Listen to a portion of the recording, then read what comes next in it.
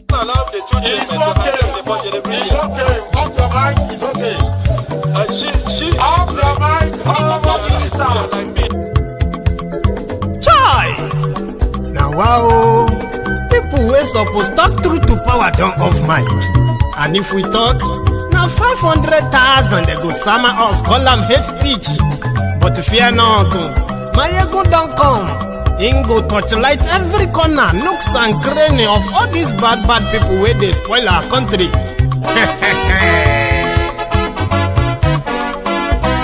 So my people make we loud, oh yo yo. Mayegun don come, oh yo yo. My people make we shout, oh yo yo. Mayegun don come, oh yo yo. Mayegun don come, man of the masses, oh yo yo. Mayegun don come, oh yo yo. Mayegun diary politico, oh yo yo. Mayegun don come, oh yo yo. This one not the off in mind, oh yo yo. Mayegun don come, oh yo yo. And in the touchlight every corner, oh yo yo. Mayegun don come, oh yo yo. Okay, some people be they holla say they want the power. Chai, them be promise us say we go get light and power. Them hustle sote they can't get the power. But now they know they do anything with the power. Every day, dollar just they get the higher power. Over naira, still them talk say make we off mind. But thank God say Mayegun don come. So my people make you loud, oh yo yo. Mayegun don come, oh yo yo. My people make we shout, oh yo yo. Mayegun don come, oh yo yo. Mayegun don come, man of the masses, oh yo yo. Mayegun don come, oh yo yo. Mayegun diary politico, oh yo yo. Mayegun don come, oh yo yo. This one not dey off in mind, oh yo yo. Mayegun don come, oh yo yo. Person wey dey do evil no one make person talk. Them say that Mayegun, that man too they talk. He too they talk. Say Mayegun diary, he dey hot like pepper. But every day then they take money in bulk. Poor man pikin dey the street they hawk. Still them talk say make we no talk. But thank God say Mayegun don come. So my people make you loud, oh yo yo. Mayegun don come, oh yo yo. My people make you shout, oh yo yo. Mayegun don come, oh yo yo. Mayegun don come, man of the masses, oh yo yo. Mayegun don come, oh yo yo. Mayegun diary politico, oh yo yo. Mayegun don come, oh yo yo. This man not dey off in mind, oh yo yo. Mayegun don come, oh yo yo. Aha, na him una don hear o. All these bad politicians, them we call themselves politicians. Where they thief our money, we no want make the common man get wetin he suppose get for this country. Una never hear something. Now go hear one, Mayegun, you go show una paper. Mayegun diary political. So my people make you shout, oh yo yo. Mayegun don come, oh yo yo. My people make we loud, oh yo yo. Mayegun don come, oh yo yo. Mayegun don come, man of the masses, oh yo yo.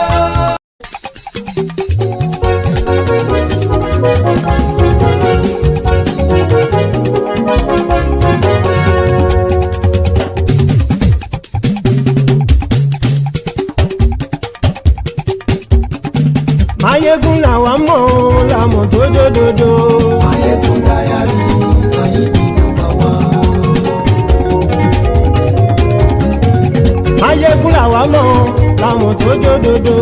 Mayegun diary, Mayegun number one. Mayegun ti dé o, ọ̀rẹ́ ara ìlú.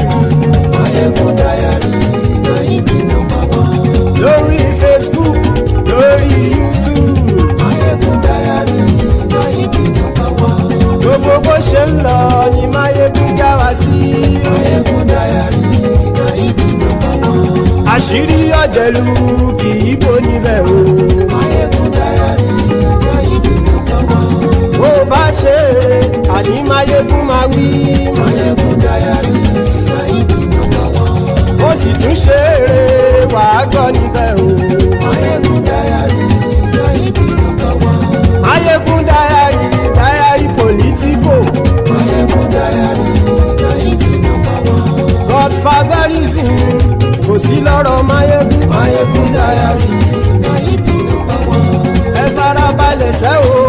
gbọ́rọ̀ lẹ́nu o. Mayegun Diary, na you be number one. àní Mayegun làwa mọ̀ tó dódòdó. Mayegun Diary, na you be number one.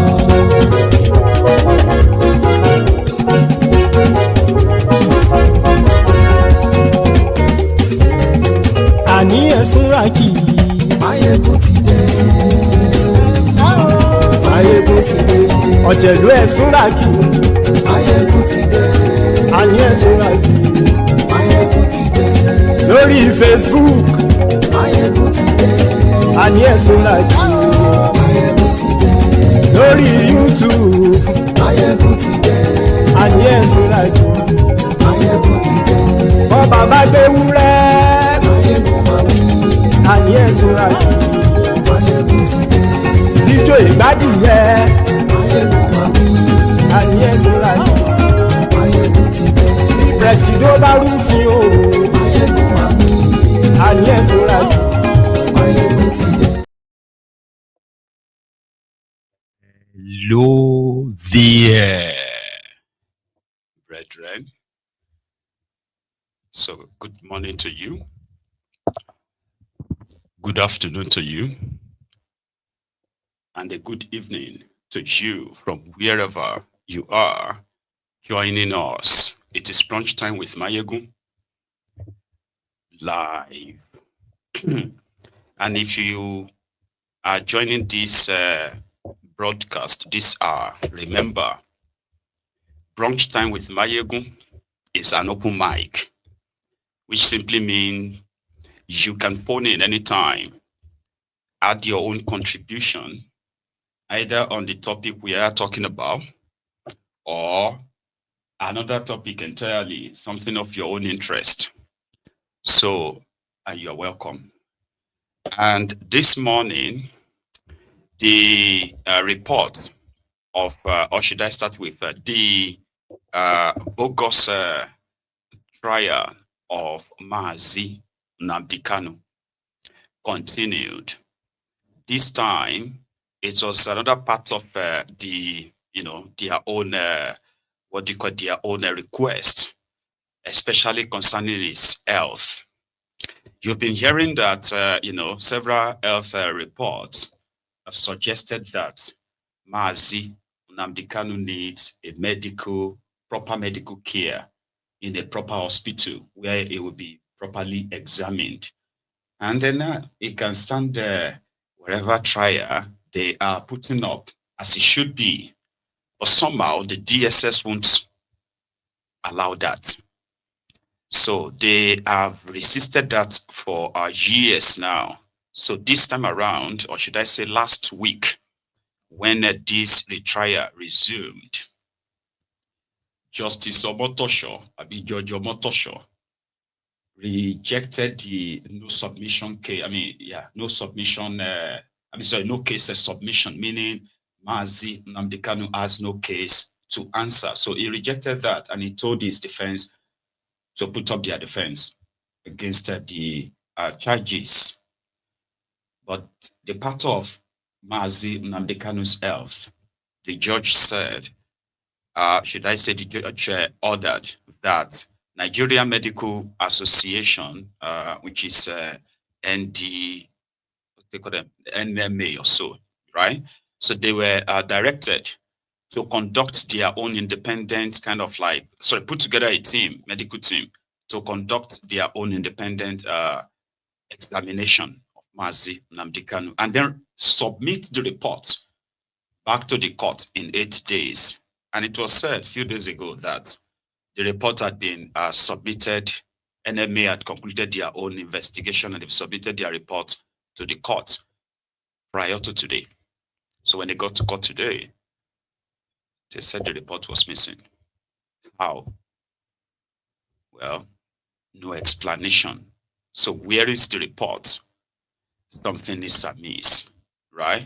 So the case has been adjourned till the 16th of October. Well, as everything played out in court today, as usual, let's go take a look. First, when Mazi himself arrived in the courtroom.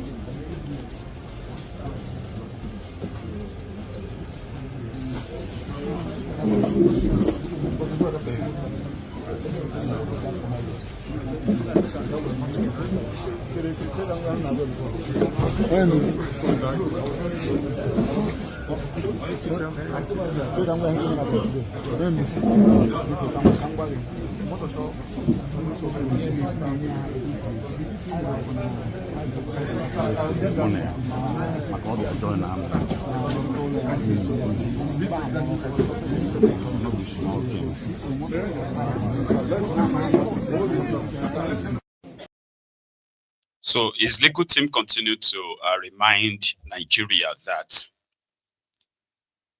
a dead Nnmdi Kanu won't be standing any trial in any court, and it won't do anybody any good. But I don't know how long it's going to take for majority to see that this is pure persecution. It is not prosecution. The intention is not to try Nnmdi Kanu like legally.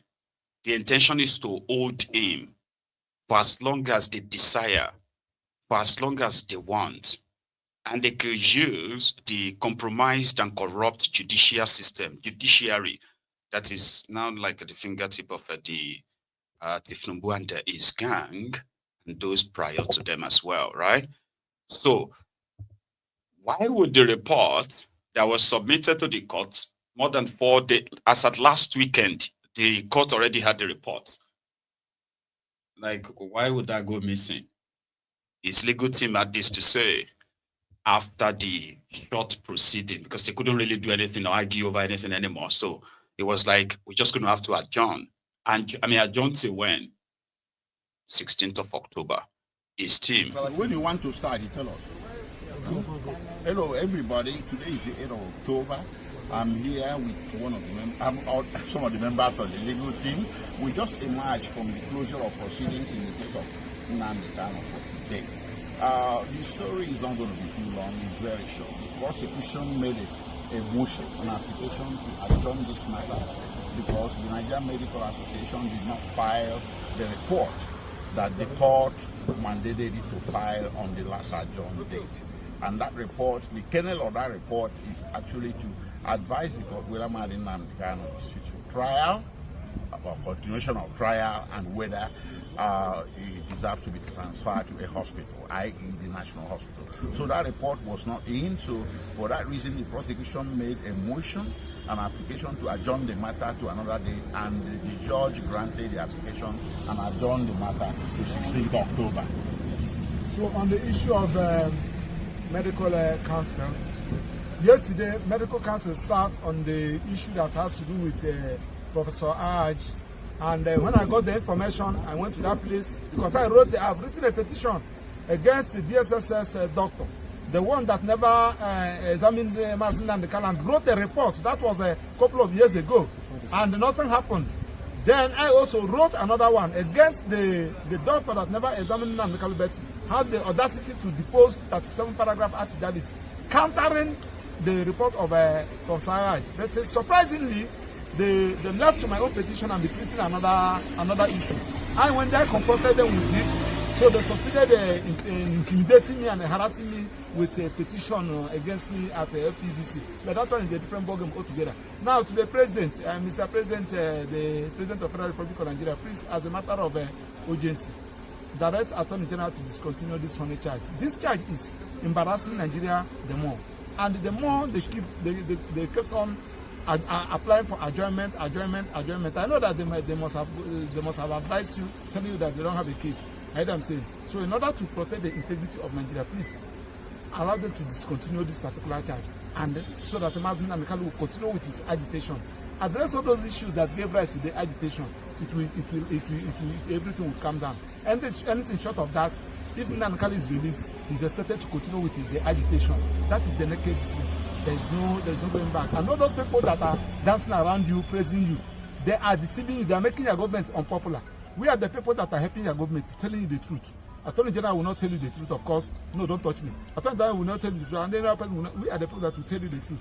They don't have a case against Mazi Nnamdi Kanu. Of course, you know that had it been that Nnamdi Kanu is from the north or from the southwest, he will not be here today. They are doing him because he's from Igbo. Nobody should touch me. Allow me to express myself. It's my right. So Nnamdi Kanu is suffering this thing because he's an Igbo. He's from southeast.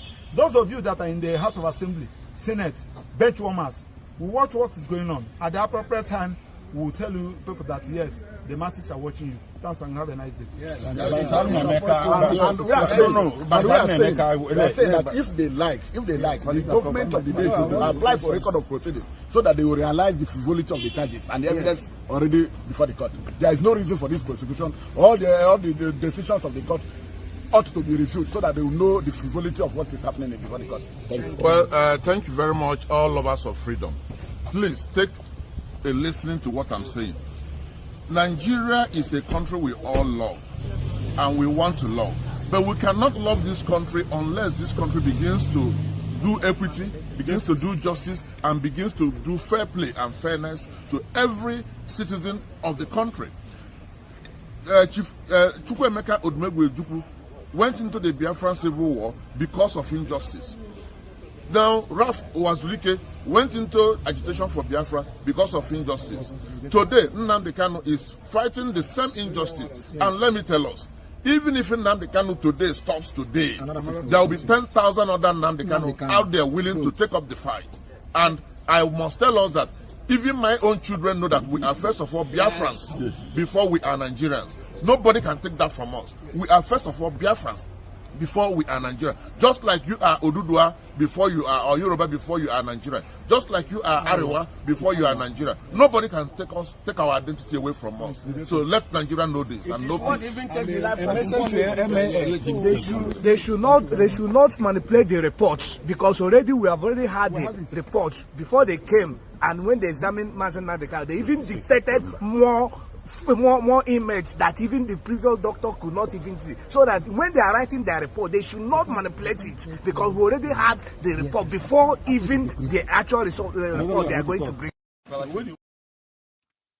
So now we wait for the NMA's report and the court's a decision. But it's pretty much obvious, except for, those who want to be mischievous or live in denial. This whole thing is a sham. It is a sham, and we all know why it is playing along this line, and why some even allowed it to fester this long. But what they are really doing is that they are making mockery of their own system before the rest of the world. And they may not probably, or maybe they don't even care. They may not realize how much damages, right? Cases like this, human rights abuses like this, tells Nigeria's story more to those who probably should have interest in investing in the country. You may not even understand that what you think is insignificant is bigger than what they want to see it as. So back to the exit of Yakubu. So Mamood Yakubu has finished his two-tenor office of 10 years. And the damages is caused, lives on. Sure you get. Somehow, it kind of like delivered the speech that I want to share with us. All right? A speech that could be his own valedictory speech. And I will come back to that so that when I open the line, you probably have one or more two things to say as well. Or the line is even open. Yakubu, yesterday. Occupation and disability. The last figures published yesterday show that 0.8 million Nigerians commenced their registration online, that is the pre-registration option, while 1.2 million citizens completed the process through the physical or in-person option. The exercise will continue until August 2026, when it will be suspended not later than 90 days before the date fixed for the general election as provided by law. As you are aware, there are a number of forthcoming elections. The preparations for some of them are either at advanced or concluding stages. The Anambra State Governorship election is holding next month, followed by the area council election in the Federal Capital Territory in February 2026, the Ekiti State Governorship election in June 2026, and the Osun Governorship election in August 2026. In addition to these off-cycle elections, we have already commenced preparations for some of the major activities for the 2027 general election, while awaiting the enactment of a new electoral act. The bill is currently before the National Assembly. It is expected that electoral reforms contained in the new act will necessitate further review of our regulations and guidelines, as well as the manuals for elections. Beyond these reviews, the Commission needs to further clean up the voters' register, review the locations of some of the polling units, and allotment of voters to them. The management of party primaries is another major area of activity. You may recall that for the last general election in 2023, the Commission processed the nomination of over 20,000 candidates. Furthermore, election logistics involving the procurement, production, and transportation of huge quantities of materials by road, by air, and by sea are monumental undertaking. So too is the recruitment and training of election officials, voter education, and engagement with stakeholders. The prevailing insecurity and natural emergencies such as floods in some parts of the country have dislocated many citizens who must be given the opportunity to exercise their franchise. Doing so may require a review of our existing framework for voting by internally displaced persons. Over the years, we achieved a lot in responding to challenges and monitoring or introducing many innovations. We have consolidated the biometric register of voters and replaced many of our manual processes with digital platforms and applications. These include the nomination of candidates, submission of polling and collation agents by political parties, accreditation. The blah, the blah, the blah. I want to jump it to save us time, right? Sorry for that, my last caller. So I seems to have lost you because I had you on for more than a minute, I think. But yeah, I can always interrupt whatever I'm saying, right, while I take your calls. Okay. So that's Mamood Yakubu giving you details of how much, even without him, has been put in progress concerning elections that are coming, then your 2027 voters registration and the blah, same mode. Koolu is expected to nominate someone, all right, before this weekend. Okay, so, and before that, Yakubu had to hand over to, a national commissioner, I think head of operation or something, a lady. And right now, social media is kind of reacting like, thiefnubu is very smart, because that one is kind of like, Professor said the acting, acting INEC chair. I'll let him finish what he's saying. Nnmdi will serve in acting capacity pending the appointment of a substantive chairman of the commission. I hope that this will afford the appointing authorities adequate time to appoint a new chairman.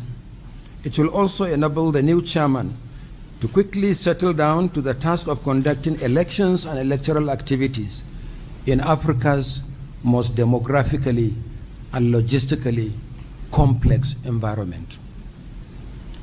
I want to express my profound appreciation to members of the Commission and to our resident electoral commissioners for the excellent working relations we shared. Since 2015, I have worked with 24 national commissioners and 67 resident electoral commissioners. So also to the staff of the Commission. Those involved in elections or vastly knowledgeable about election management understand the conduct of elections and what it entails. I will forever cherish the support of successive secretaries and staff of the Commission nationwide.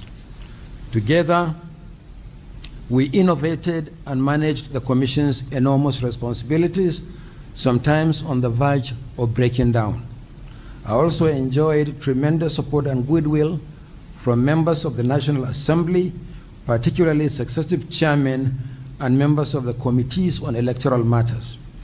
So too, from political parties, the National Peace Committee under the chairmanship of our respected former head of state, General Abdulsalami Abubakar GCFR, friends from the civil society, the media, and the labor unions, particularly those responsible for electoral logistics by road and by sea.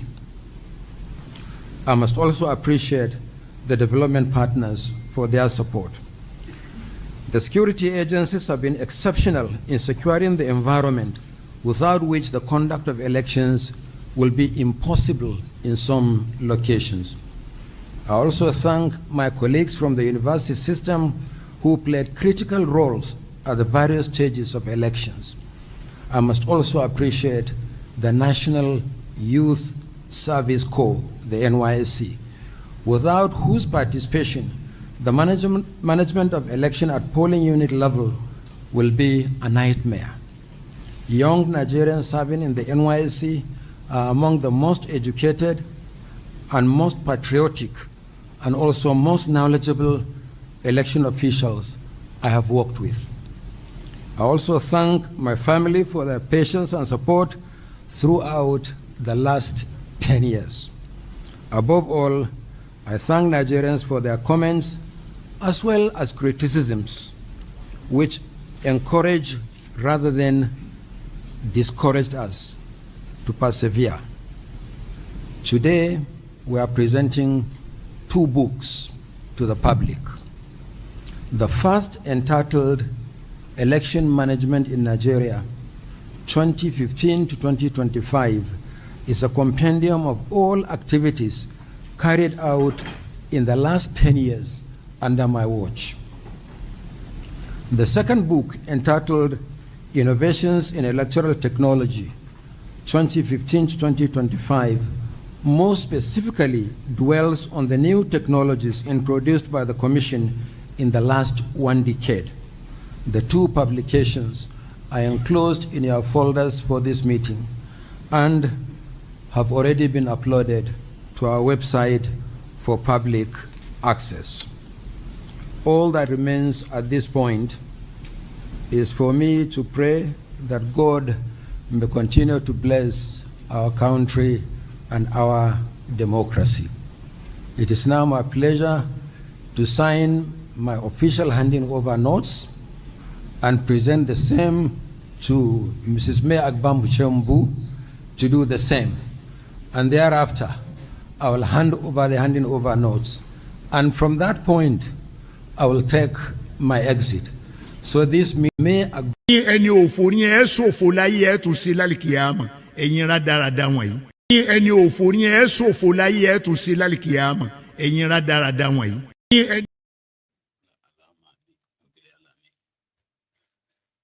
Yakubu, I told you he's going to write book. Now, he just told us that he's already published 2 books. Want to tell you about elections in Nigeria in the last decade. The other want to tell you about the technology they used in elections, the IRF and the BVAS. There's written a book on that, technology we used, the IRF that got shut down on the day of election. That's what they all do. You will see them once they have that chance and they contribute to the ruin, to the destruction, right? Then they'll publish a book and then tell you the solution to what they have created. Oh, if we should begin to do election this way, we should begin to do election that way. And like, Alaye, you've got 10 years. What will be your own legacy? What is your legacy? What are you leaving behind? Yakubu. But to the outsiders anyway, here, a bit of a view on that. Well, thank you. I think we must first congratulate Mamood Yakubu for staying as INEC chairman for a whole 10 years. But the general perception of his tenure was was disastrous by many Nigerians who expected so much because he promised so much and delivered so little. He had held sway. He has been more or less politically correct. He has been taciturn. He has been lethargic in the exercise of the immense powers of the Independent National Electoral Commission, which he held on to, and Nigerians needed to see that kind of gusto in punishing those who perpetrated electoral violence, electoral malpractices. Even in his twilight in office, where there was blatant violation of campaign regulations, he just didn't say anything and didn't do anything. That scenario of the so much promise with regards to the electronic transmission of results that failed in the 2020 elections was more or less an unforgivable offense to Nigerians, and the man seems to care less. And despite all this, the fact that he got all the monies he needed, as you know, INEC enjoys a constitutional provision that says that all the monies it needed must be paid to it, directly from the Consolidated Revenue Fund. And then he exercised so much independence that nobody, no authority or person, not the president, could be expected to influence it. But Professor Mamood actually did not do well in the eyes of Nigerians. Well, Nigerians bid him well, but unfortunately, the legacy he lives with is that of huge disappointment, and in this expectation that whoever will take over from him must have a lot to cure in the eyes of Nigerians as we speak.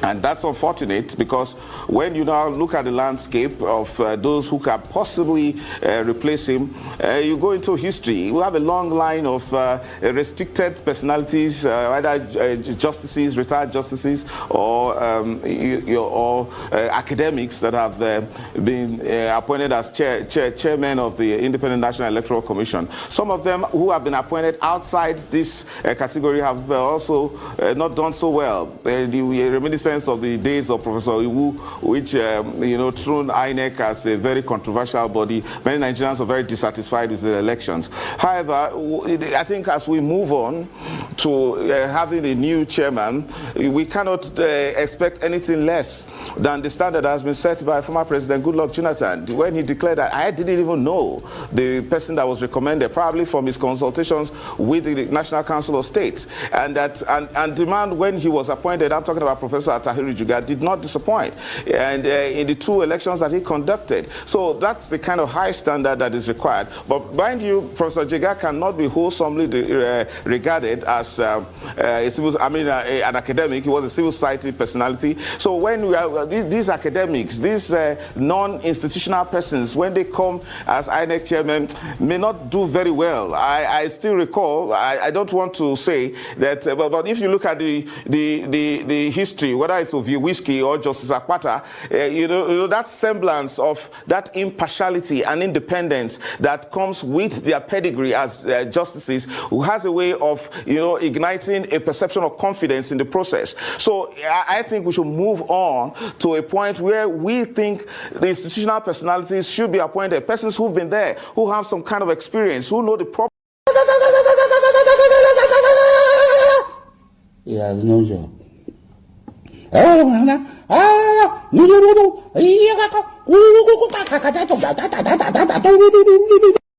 Yes. Before I go on, let me postulate from the Franz Fanonian dictum, which stipulates that the dialectics of reconciling two conflicting ideas is the algebra of revolution.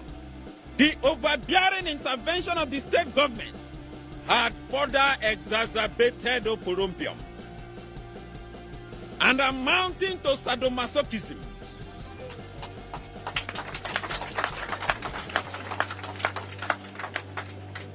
Acrimony and chaos in our community. It was a contumelious stratagem by political jobbers to siphon monies. We suffer what we call political axivia neonantorum. Conclusively, we are a microcosm of the issues in the Niger Delta in the macrocosm.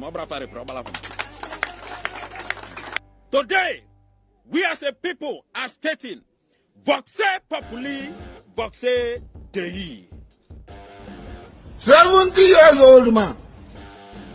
70 years old man. Oh, talk.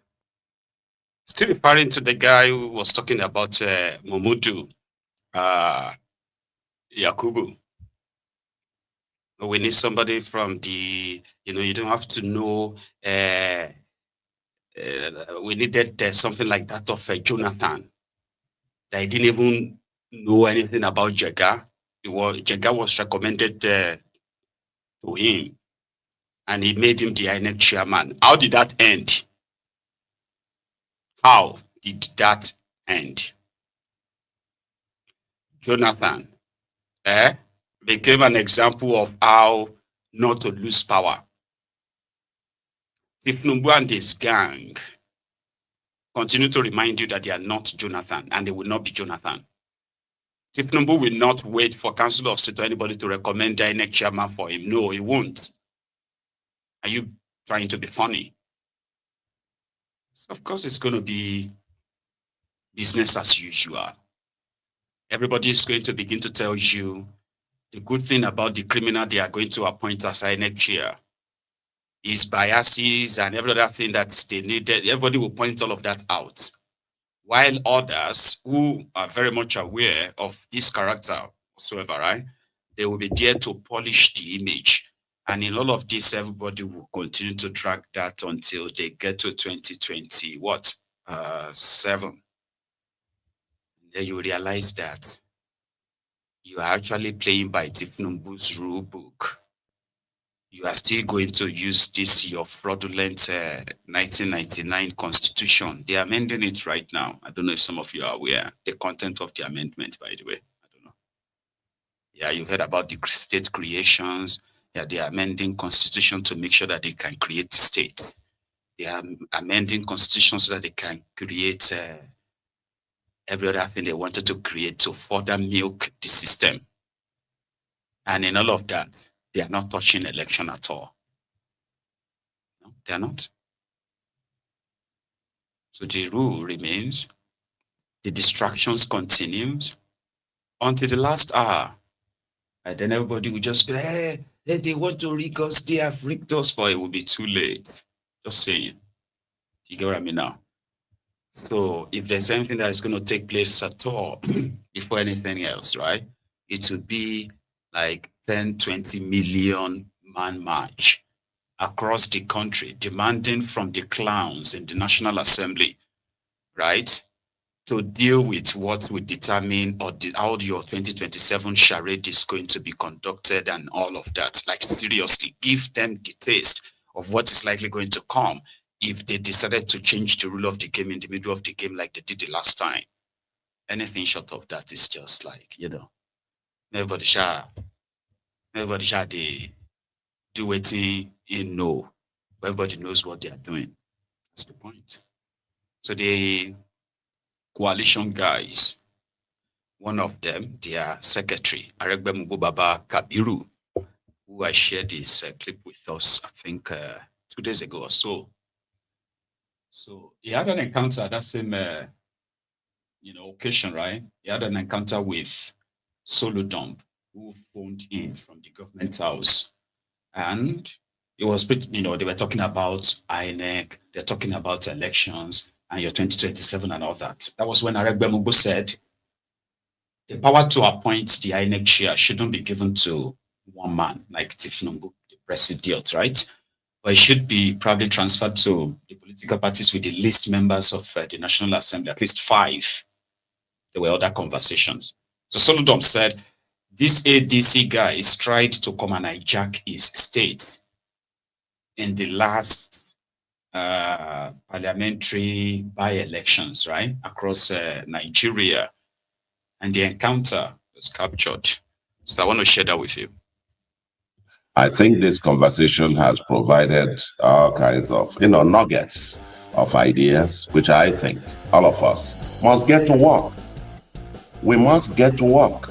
And part of the thing I encourage as part of our public conversation, and I think people know me for that, I say it the way I say it. Not many people like it that way. Is that we must be able to say it in whatever context where we are. It's not only when we are not favored.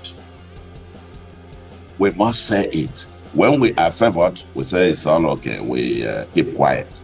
Then when the thing turns the other way, and probably we are in opposition, then all of a sudden nothing now works in the entire country. But we were there before.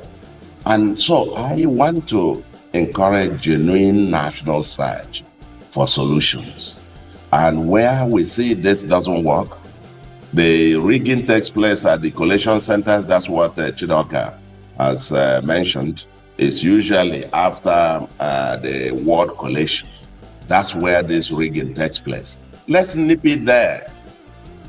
Let's collect it there and upload it right away. That's one bit. If we collect it and upload it right away from there, from that collation center, everything else, like you said, is addition and subtraction. That's one big progress made. Have we made progress relative to 2007? Relative to what we had in the past? Absolutely. I have no doubt in it because I was part of this whole process. Even in, like I said, 2007, printing of ballot papers that we had to go to South Africa and the mess that happened there. We've made progress. I can rate it, how we have gone, but we still have a long way to go. I want a system where nobody needs to know anybody in INEC or a police or a security agent and win an election. Yes, the legal system needs reforms as well in terms of courts, and the technicalities versus the will of the people. And that's also got to get to how we have to reform our laws. Our electoral laws will also need reforms because so that these guys don't get onto this kind of interesting interpretations. Leave it to technicalities as it were. So, summary, thank you Athena Center for igniting this, and we hope that this is only an important beginning, and that all stakeholders, political parties, all of us at the base level, we take responsibility for the failings of the system because we are all in it. Just like, I needed to leave this with my brother, who is the secretary of ADC. As the moderator said, ADC has just emerged as a new force or group. But look at, immediately after they arrived at the first outing, at least in my own state, in Anambra, the record is that the same thing we are here complaining about and so on and so forth. It's ADC that went to thumbprint papers before the election.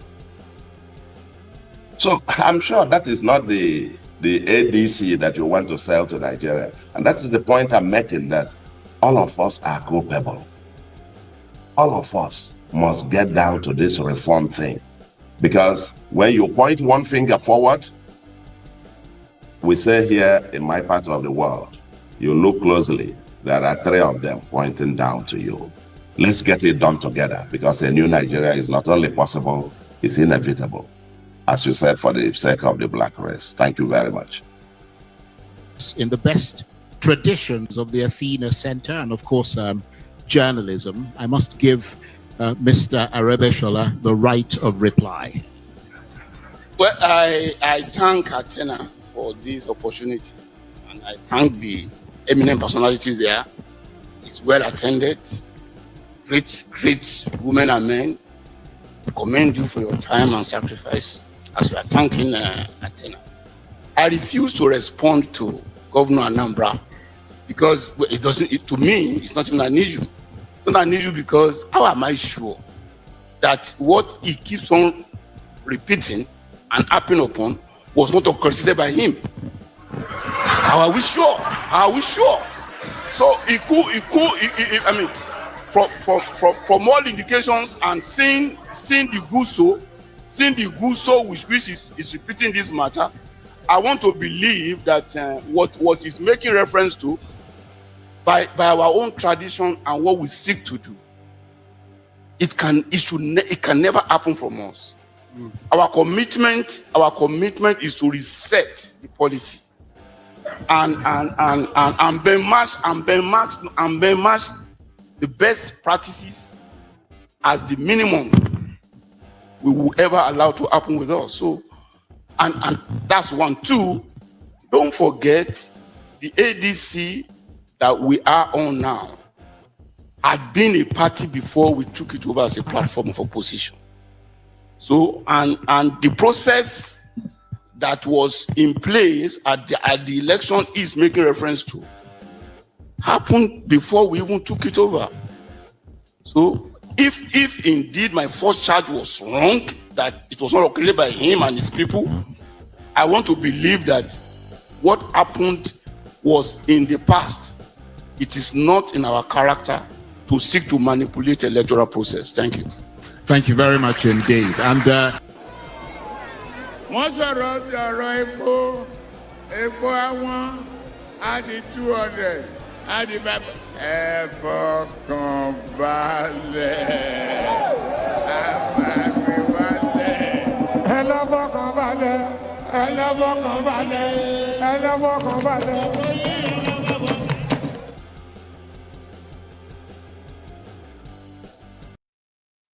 Anyway, so you expect, or you should expect more of that in the coming weeks and months, as they are all gearing,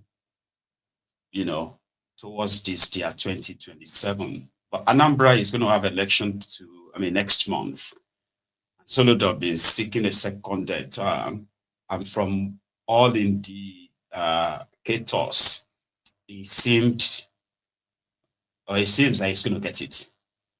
And that is one hell of confidence that people believe is being, kind of like showing, more or less like it's not got any real opposition, so to say, in Anambra. And he spitted his tent with thiefnubu, where he called himself a progressive too, like Abga and all that. And you know the story, you know the rest. Now let's leave that, right, to their National Assembly. Okay. So the conversation around the genocide going on in Nigeria that is currently being pushed as the genocide against the Christians by the jihadists, and a pushback from thiefnubu and this gang to show to the rest of the world that those who have that kind of beliefs or convictions are wrong, right? That Nigeria is peaceful. People are living peacefully with themselves. And the terrorists, they are not minding anyone. They killed Muslims, they killed Christians and all that. So this conversation has now got into the National Assembly of Nigeria, where House of Representatives, as well as the Senate, are having a chat around that to push with thiefnubu to join them in pushing back pushing the narrative that those who are trying to call the killings in Nigeria a genocide against the Christians are trying to cause religious problems in Nigeria. And therefore, they must be resisted, and other dumb arguments they are pushing up. Because their own is that they can't let thiefnubu look bad, not to the rest of the world, and not to the Arewa North. So, rather than for them to actually admit, and you see one thing about this conversation is that for those who have been public about it, right, some will tell you that it is not genocide against Christians. But yeah, they are killing Christians and they are killing Muslims. So therefore, people who are trying to call it genocide against the Christians are trying to cause trouble. So when they talk about, yes, they are killing Christians and them, the question then will be, who is killing them? Who is killing these Christians? And who are the people killing the Muslims? The jihadists, the terrorists. But they spend passionate time to talk about the intention of those who are pushing that Christians are being killed, but not pushing that Muslims are also being killed too. So they fought that, and they consider that as an agenda against Nigeria, that every Nigerian must try to understand and resist. The people who are asking you to resist, right, from the onset, they are these Arewa closet terrorists who have celebrated lynching, celebrated the blasphemy, people being convicted for saying something not nice about the prophets.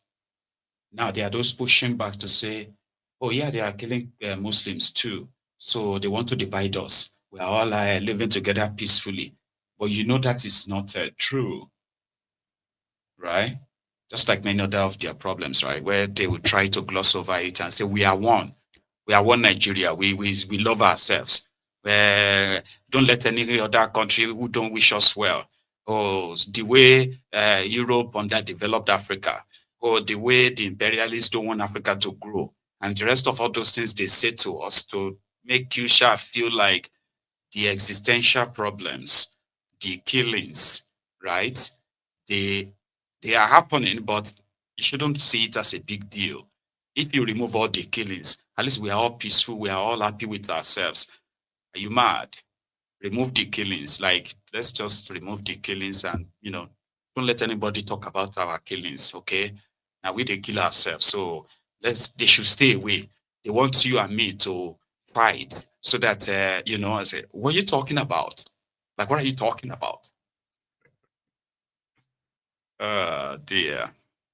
So in the National Assembly, first, the guy who is Ben Kalu, his name is Benjamin Kalu from Abia, the guy who is planning to chase Alex Otti out in 2027, is attempting to be the APC governorship candidate in Abia in 2027. Ben Kalu, who said that whatever Otti is doing is because Tinubu is giving him so much money, but he's not even using all the money, so therefore he's got to be out. So his own position on the killing is to outrightly deny it that way. Benjamin Kalu. He's not alone, by the way, but his own part first. As in recent annual report, recommended Nigeria for CPC designation, citing persistent violence and violations and state failures protect against non-state actor abuses. Mr. Speaker, honorable colleagues, the House recognizes that Nigeria's constitution guarantees freedom of thought, conscience, and religion, and bars adoption of a state religion, and that successive administrations, security agencies, faith leaders, civil society continue to undertake measures to protect all worshippers and prosecute offenders, as reflected in the U.S. Department of State's 2023's country chapter and prior reports. As the Speaker of the House also observes that insecurity in Nigeria is complex and multi-causal, driven by insurgency, driven by criminal banditry, farmer-herder conflicts, separatists, violations, and communal disputes affecting citizens of all faiths.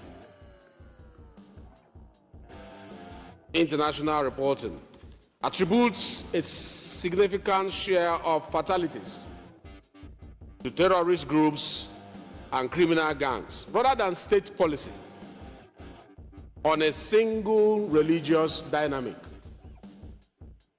The Speaker of the House is concerned that external legislative action based on incomplete or decontextualized assessment risks undermining Nigerian sovereignty, misrepresenting facts, straining strategic relations, and unintentionally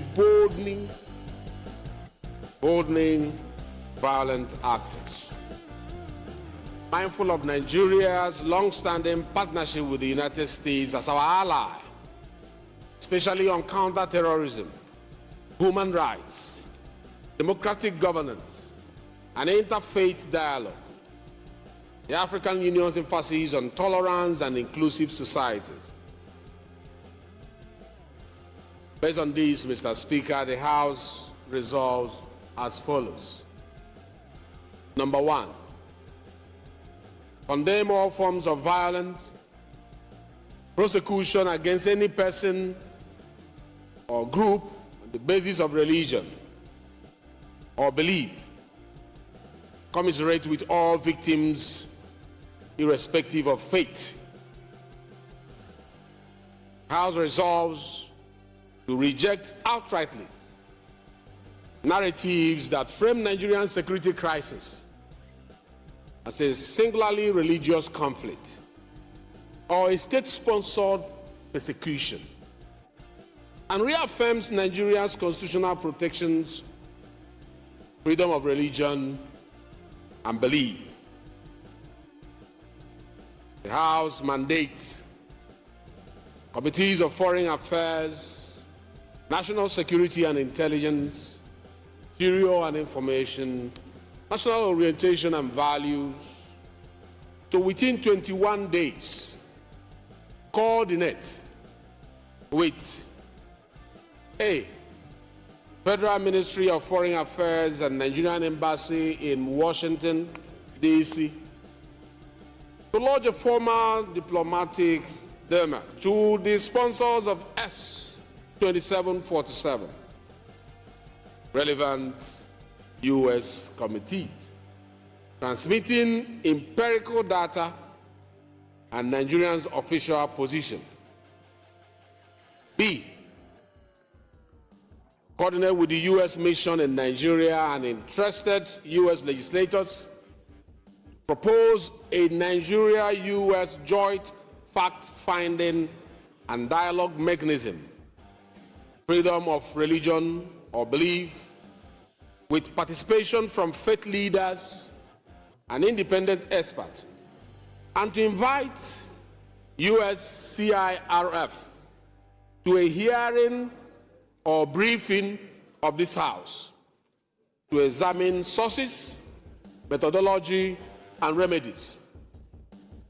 If they like, invite a delegation of this Parliament, the 6 geopolitical zones of this country, to brief the U.S. Senate on the facts on ground.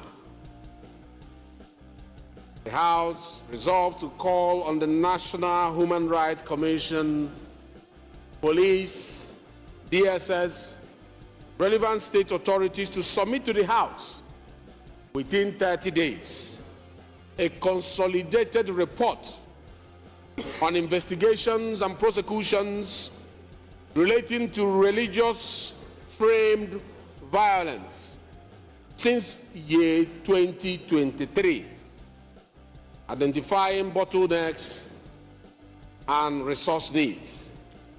This will confirm the House and government position that there is no state-sponsored prosecution on the basis of religion.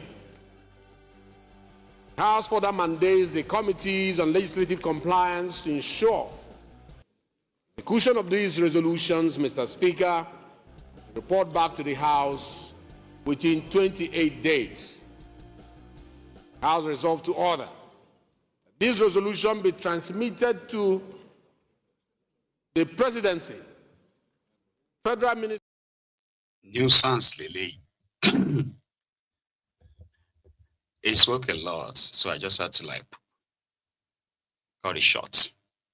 So the part I wanted us to listen to is the part I have shared, where they acknowledge the move that a foreign parliament is about to enact laws based on the persecution and the genocide against Christians in Nigeria. A report that Nigerian politicians who have for a while now have done their best to suppress the news of the killings in Nigeria, even on occasions where their colleagues raised their concerns from their own constituencies, where they are facing these killings and all that, they are automatically shut down.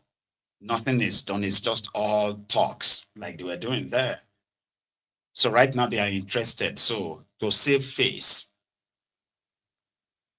Koolu was proposing that it is not enough for them to go on TV, to go on the internet and be trying to refute the claim of the killings in Nigeria. Because what these guys are trying to do, that is the American Senate, right? What they are trying to do, if they should go ahead without Nigeria's representation, right? It is going to, the consequences is going to be so damning that all it's going to take is just to send the names from the same source. They gathered all of this intel of these killings, right? So it will be just to send the names of some people to America, and America will come for them, sort of, in a different way. So that's what the bill is going to do. Their family members, their whatever, starting with what they have in America. And these are thieves who have stolen so much from this country that their safe haven have always been these countries, Europe, America, and all these places. So it will be so damning. So they needed to be represented by telling this American Congress or American Senate that, no, you are wrong. Here is the report. See our military report. See evidence. There is no government sponsored this or that. Remember that El-Rufai, Kaduna Little Finger, publicly made an allegation that has now stuck, and that is Ribadumb, thiefnubu's government, they are paying hundreds of billions of naira to terrorists every month just to manage them. An allegation that Ribadumb, your national security advisor, debunked. But El-Rufai is still working, and he's repeated it again. That, yeah, Nigeria, thiefnubu's government, despite the fact that they are buying these terrorists, they are giving them money. The terrorism has become so widespread, money making industry, that it's not going to end. So how can you be fighting terrorism at the same time funding terrorism? An allegation that the likes of El-Rufai, the Kaduna Little Finger, right? They are an experts. They are very good. So when it comes to them going to America to explore or exploit this gap, you can imagine the damages that this is probably going to be, or how serious it is, despite the fact that they might want to play it down, like the way they speak on TV and all that, right? for them to say, man, we need to act. We need to send people to America, okay, from this house. So they will go to America and approach the committee that is discussing this S5 something something bill.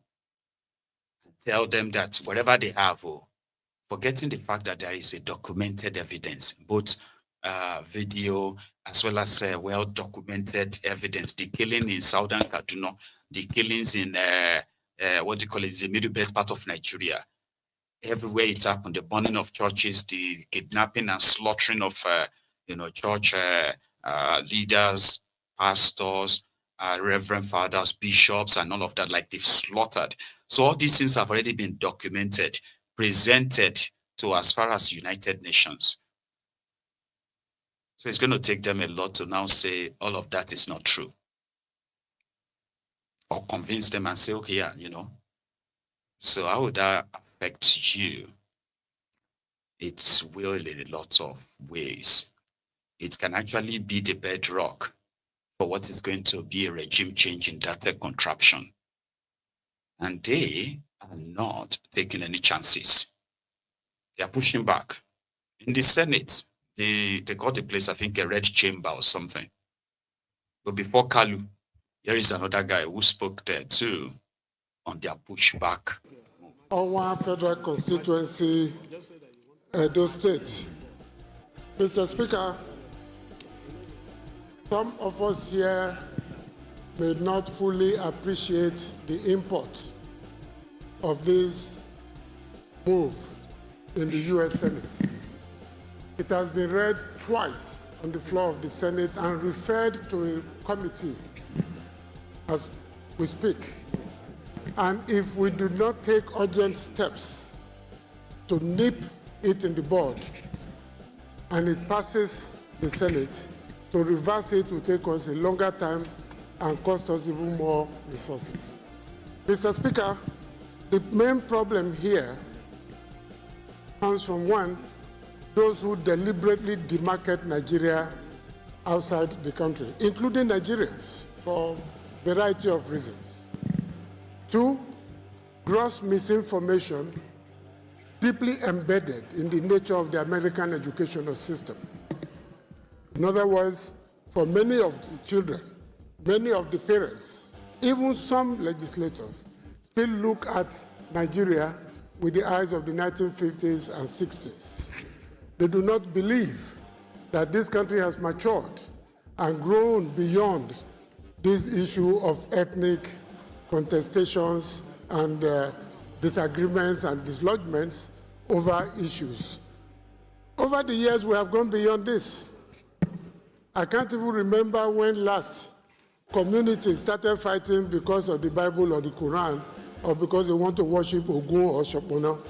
No, Nigerians are concerned with existential issues.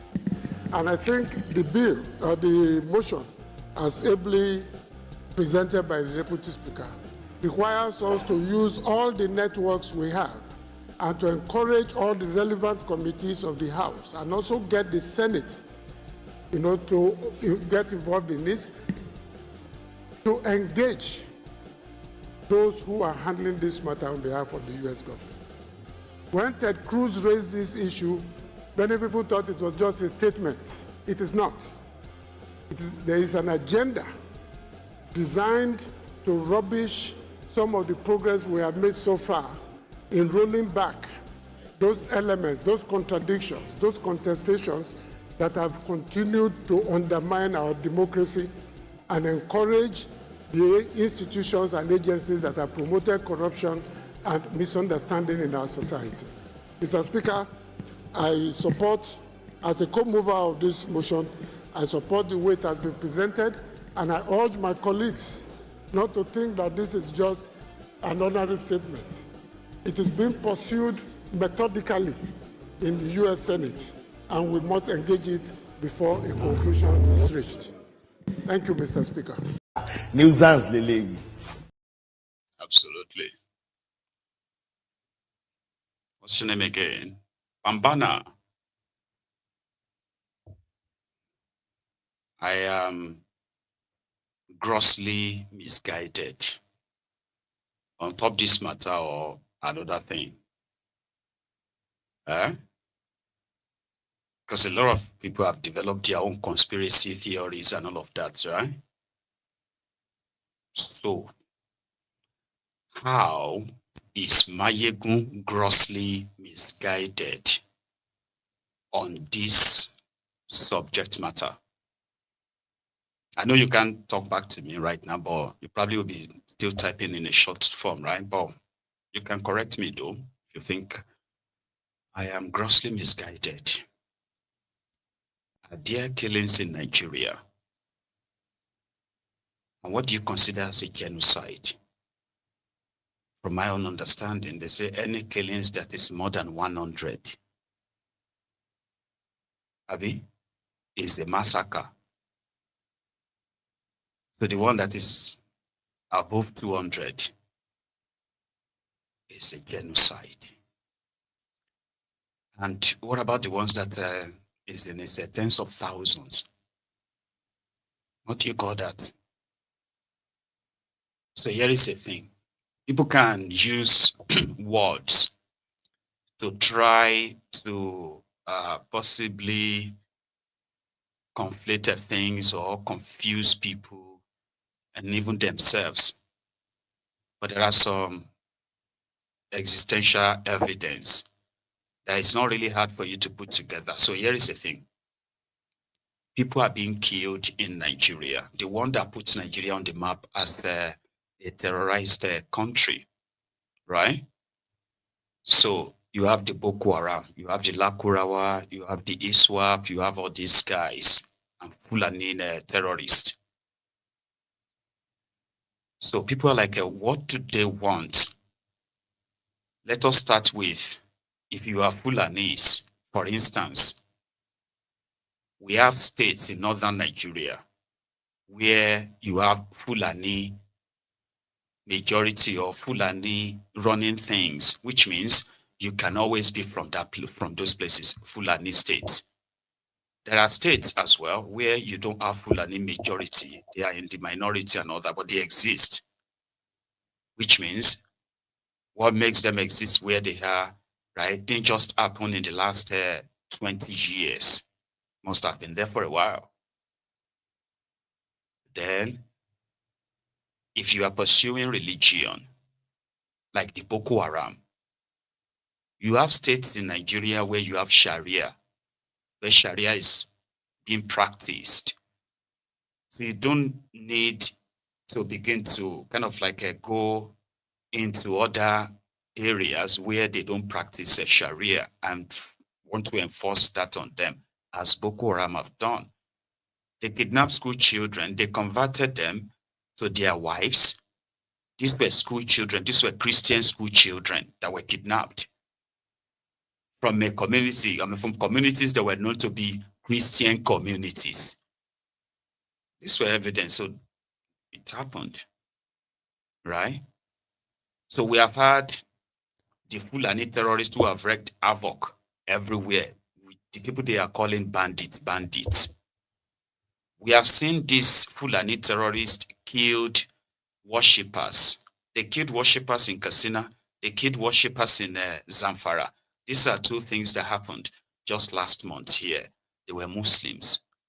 So my point is this, as a government, right? People are being killed. You don't need any agenda from anywhere. People are being killed. People are being chased from their communities. You have over 20 million Nigerians who are living in different refugee camps right now. Nigeria is not at war. So I want you to educate me how I am grossly misguided, except if you are probably like thinking about something else. This is happening because the government of Nigeria, starting with Boko Haram, enabled it. They downplayed it by enabling it behind the scene. They had no plan of prosecuting these terrorists. They created Operation Safe Corridor. Operation Safe Corridor was for the terrorists who repented. Who does that now? So is that also being grossly misguided? So they allow these problems So they turned it into a money-making thing. People are dying. So if they say, no, it's not just Christians that are dying, fine, I agree. It's not just Christians, right? But is that their defense if Christians and Muslims and others are being killed by these terrorists? Who are those killing them? What is the relationship between the government and those who are killing Nigerians? So are we going to pretend about that too? Bambi Alabi, what's that your name again? So how am I? So if America is taking advantage of that, right, to act like they want to do something, even if their intention is not noble, do you really think it requires the America's intervention or expose before somebody like yourself realizes that the criminals running Nigeria, it is either they are incompetent or they just don't give a damn. And the only thing they have to protect is just their own personal image, which they don't even have. The National Assembly continue to say Tinubu is doing well when it comes to this. The same thing they told Bukwari. They are denying those who are being killed, being buried in mass graves. People, they are picking bodies of people who they called infidel. And your government is offering them amnesty. Openly, they are celebrating them being rehabilitated. The more the said terrorist, surrender terrorist, the more or the bigger the terrorism. Like it's not stopping. Your government is offering to build ranches for terrorists who are holding war weapons. Ranches for them. That's the relationship. The rest of the world is watching. Oh, the argument continued, by the way. There is another one. Mind you, this one believes that it is the diplomacy that they should work on. Maybe send some people to, Nigeria doesn't have an ambassador to America right now, but they could still use some diplomatic thing to go and explain to America. Do they need to go and explain to America or to explain to you? They are supposed to be explaining to Nigerians, telling you what they have done for real. But no, they don't hold you in anything. They will write speech. They will write prepared speech. Another, the command executed an operation yesterday, and we executed about 200 terrorists. Why they are telling you that one? You go hear the breaking news. They don't kidnap another Kiniko. They are in Zamfara. Or they've killed another for the Kiniko, in that same breath. And you're like, where are the 200 terrorists you killed in so and so? But yeah, let's use diplomacy. A very proud Benin chief. Mr. Speaker, this is a very, very sensitive and serious issue we have at our hands right now. Mr. Speaker, Nigeria cannot afford to avoid global politics. Just like my honorable senior colleague alluded, Honorable Sada Soli, that what we are seeing here is global politics, and we cannot shy away from it. It is not enough to say we are being targeted as a country, but we must put in place the necessary machinery to fight a cause like this. Mr. Speaker, as we speak, I don't think Nigeria has an ambassador to the United States.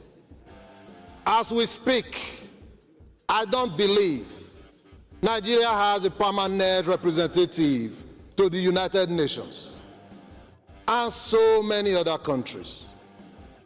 Considering the role Nigeria plays in the African continent, Mr. Speaker, I think at this point, even if we succeed in doing this investigation and getting these reports, the America that I know, they have their own procedures.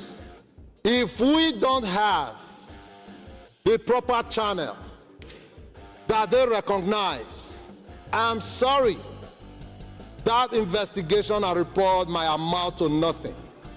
At this point, Mr. Speaker, I think it should be one of those channels to reach out to Mr. President to see a need, why we need an ambassador to the United States, why we need a permanent representative to the United Nations, because at some point, these are the people they want to discuss with when it comes to Nigerian issues.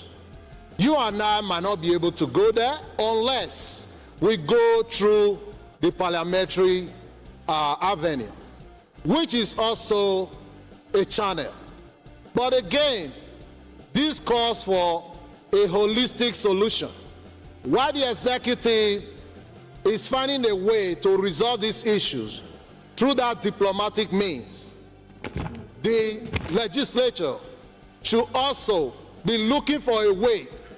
Why do we have the Nigeria-US Parliamentary Friendship Group? Why do we have the Committee on Foreign Affairs? This is the time, Mr. Speaker. This is the time to wake up.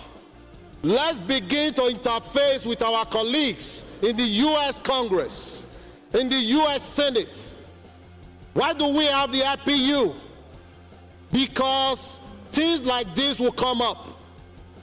We are not only saying this for Nigeria. At some point, we are fighting this fight for Africa. Because if we let this go through, Nigeria will just be the first in so many other countries in Africa. This is why Nigeria cannot afford to fail, not only Nigeria now, not to fail Africa. So, Mr. Speaker, my honorable colleague. ọ̀rọ̀ tó sọ yìí ọ̀ ń ṣeré ni àbọ̀ ń ṣe èrè ọ̀rọ̀ tó sọ yìí ọ̀ ń ṣeré ni àbọ̀ ń ṣe èrè. ń ṣe èrè ni.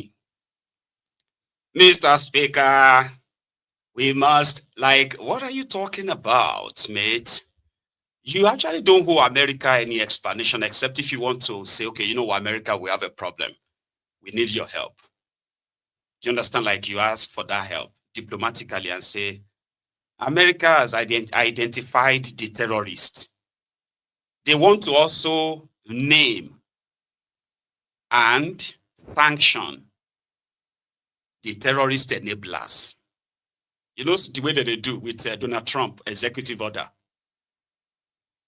Once they push up, and it becomes something that their Senate, you know, they are the one controlling their Senate now, the Republicans.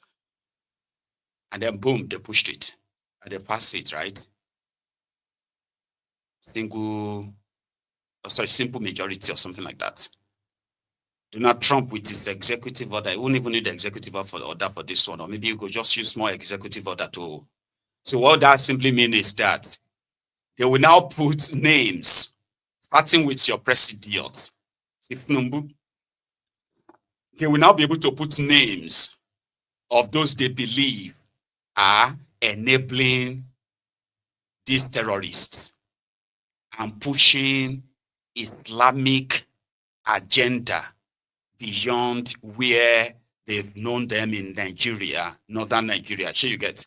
So the pushing of blasphemy law is also part of the issue, not only the terrorists too. Just so you shall know.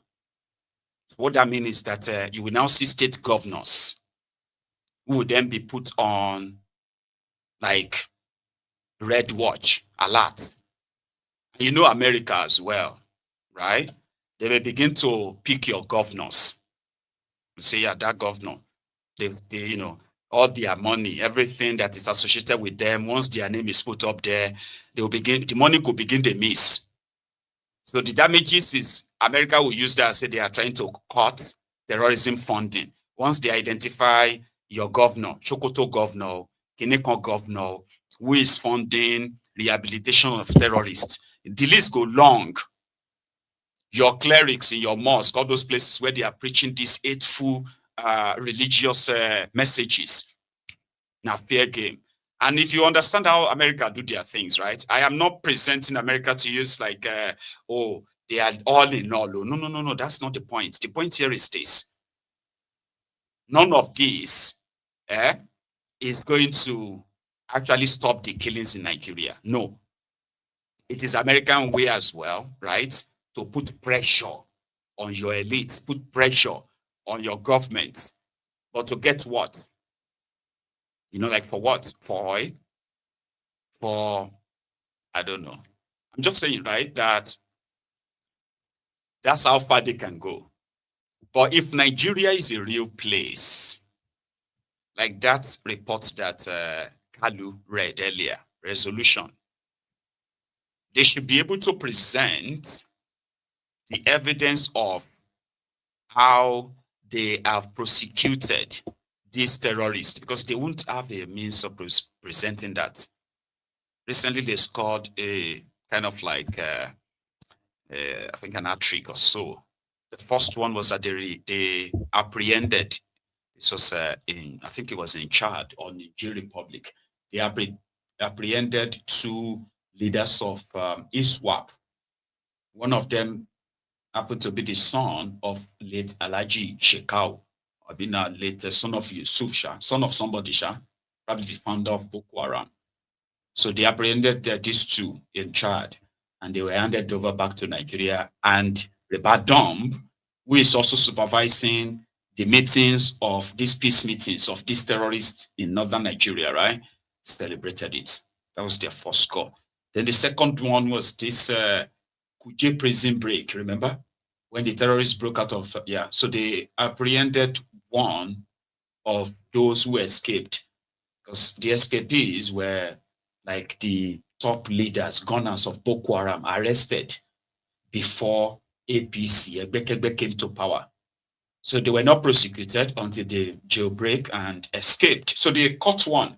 That one that they caught, right, has been resentenced back to prison as we speak. But being sentenced back to prison as a terrorist in Nigeria is just like going on a break. So purely back to the streets. Listen to this panel. This one is a senator from Kirby begging for, may government come and help us. So help you for what? They're still talking about no killings, or the killings are not religiously motivated, Abi. Listen to this. Today they will tell us they are here. Tomorrow they are here. Everybody knows within our area. But we will not see any action taking place.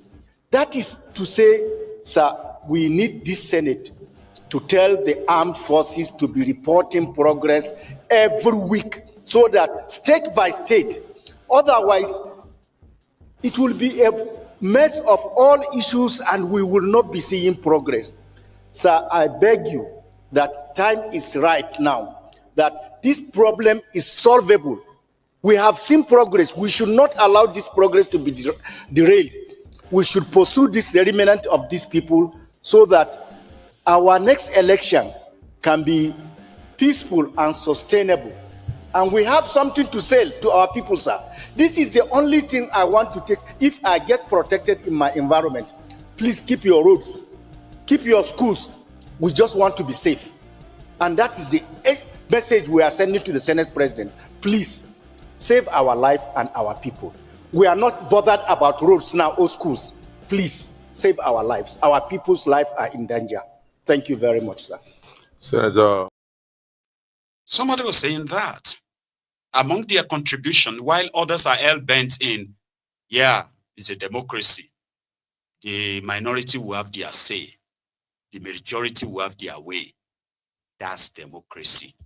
Doesn't matter what the minority are pushing. And why are they minority? When something that is so serious as terrorism is being so mismanaged for over a decade now.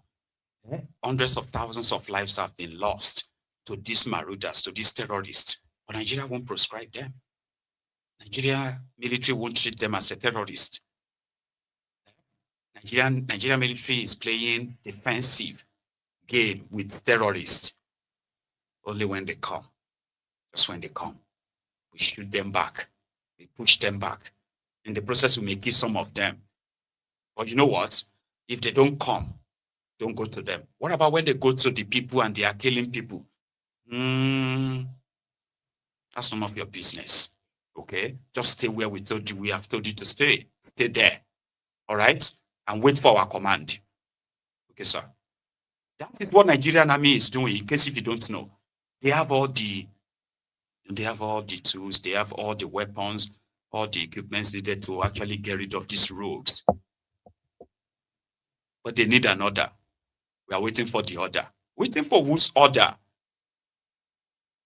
Idris. Okay, sir. Hello, good afternoon, sir. Good afternoon, brother. How are you? Yes, sir. I'm fine, sir. Yes, sir. I want to make my own little contribution to what you've been saying for some days and today. Let me just start from let me just start from you, sir. Because you are actually a professor in microphone, just like Devuma yesterday. A teacher, you know now.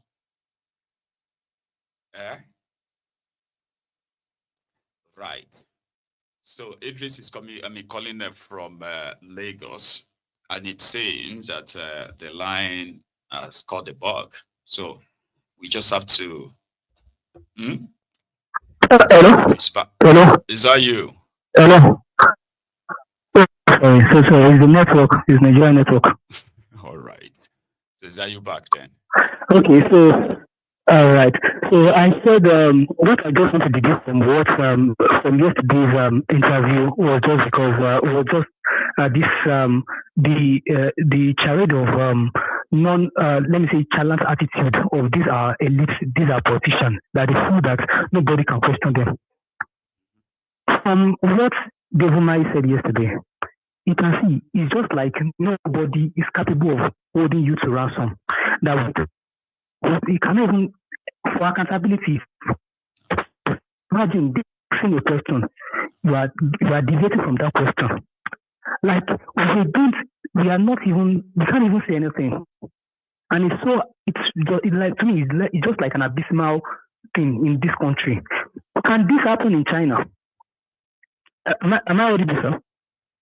Well, you are still on, though. Okay. Like, can all this happen in China? Because at least I have not been to China and I've heard a lot of news about China that any small lapses from. The answer would be no. Because if you're referring to the Voluma in 5 years, Nigerians also that they are offended. There are Nigerians who are like offended, if I did. So in China, the will get to that stage. It will not even get to that stage for crying out loud. Like they are just all this tax is being deducted from everybody's. And we want to know what you are using this money to do. See, by 2026 now, a lot of regressive tax we start paying a lot of regressive tax. And yet there's nothing to show for it. You are saying that you are building something from one place to another place. That it doesn't mean, to me, it does economically to this sense, it doesn't make any sense. It doesn't make any sense. What has it impacted on the lives of the masses? Absolutely zero. And yet you are bringing all this.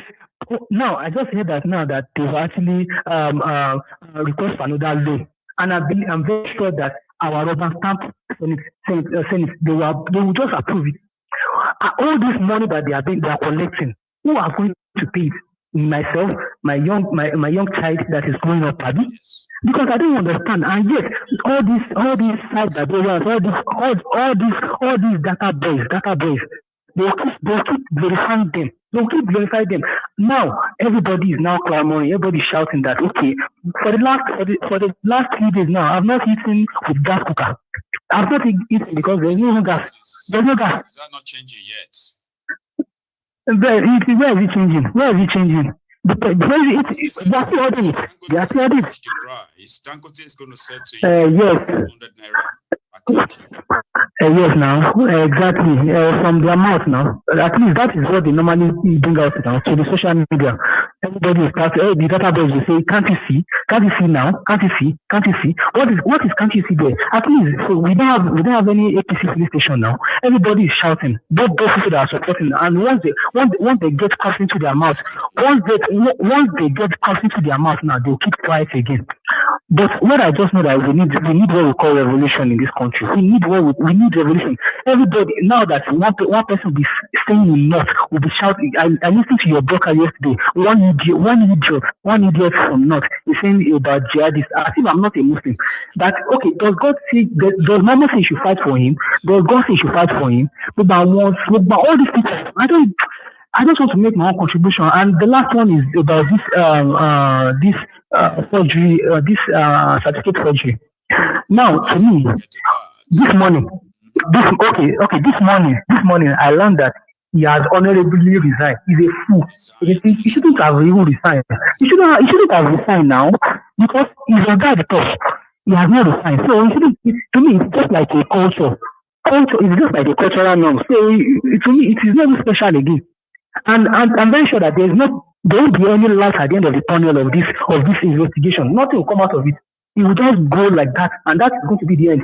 The law is only applicable to the poor, the less privileged. It doesn't applicable to those high-ranking because now you see that there's different kind of law. One law separately for the poor masses, and that law another set of law for the rich and the elite.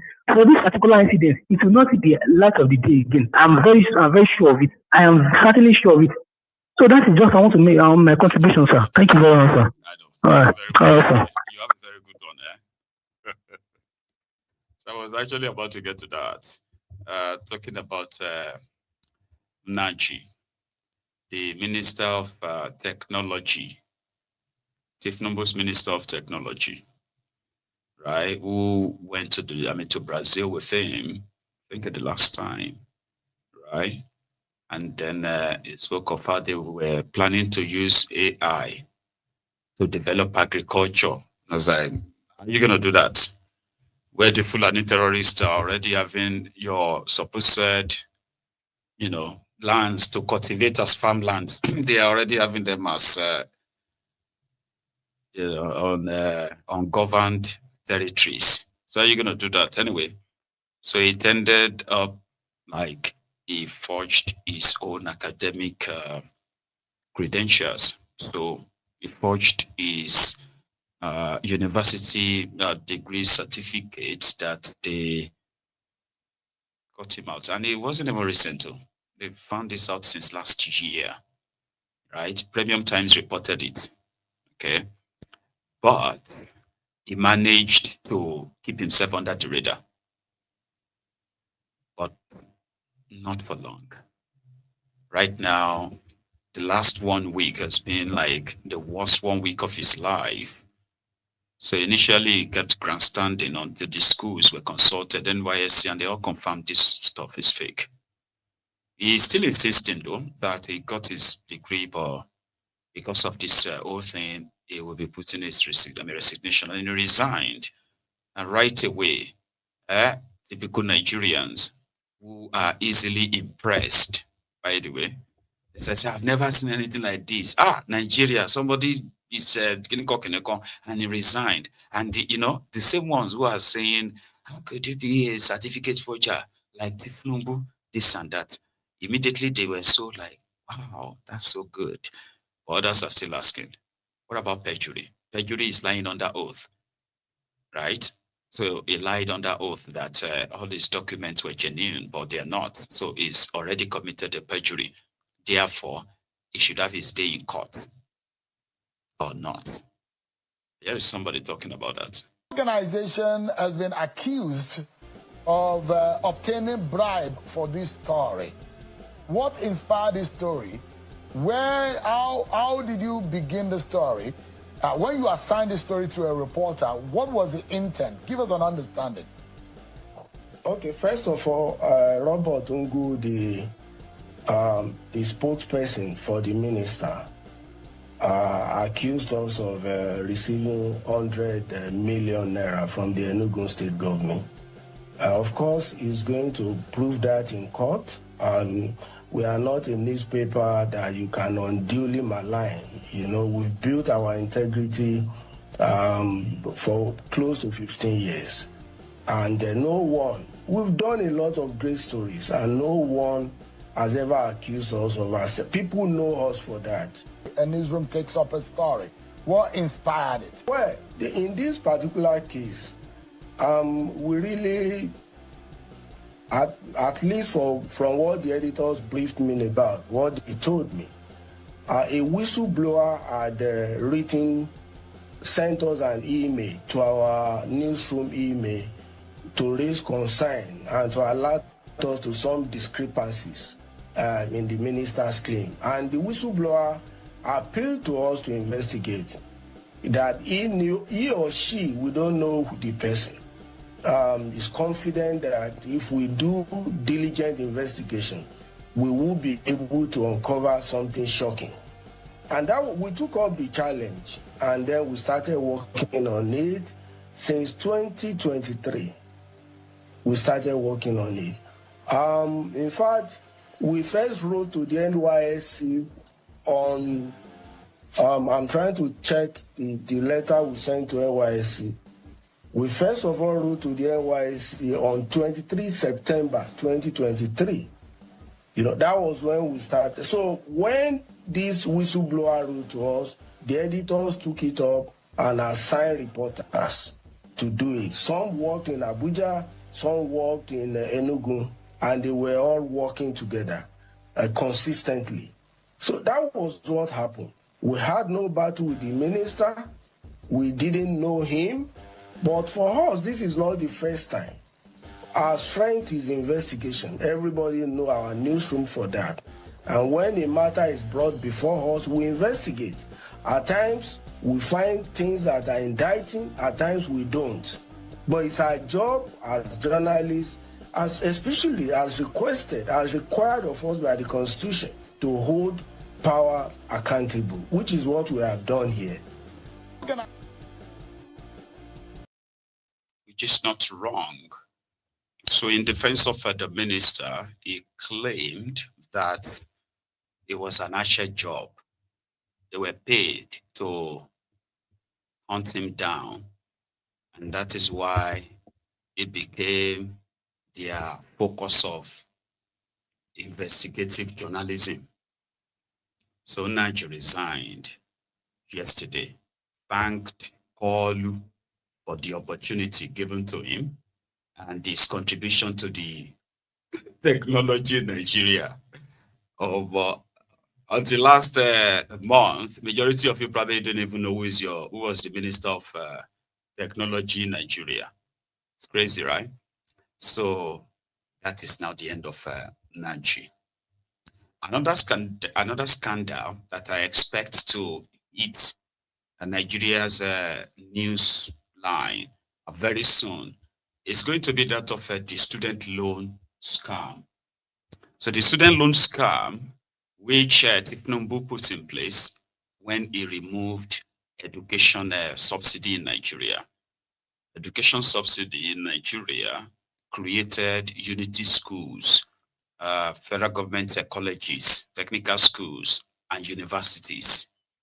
So it allowed at least millions of children of the poor and even the rich to acquire quality education cheaper until they sort of bastardized it, right? But when Tinubu came in, he removed that, telling the schools to go raise funds themselves. And the only way schools can raise or generate money, apart from maybe if they invest in research or they win any kind of like a funding elsewhere, would be tuition. And sometimes as well, accommodation for the students. So things changed drastically. The school fees skyrocketed, coupled with the situation in the country as well, by the way, which is their own reason for why things have to go up. People who were paying 20,000 Naira school fees, 15,000, 25,000, are now being asked to pay between 500,000 Naira and 1.2 million Naira school fees. Depends on the discipline.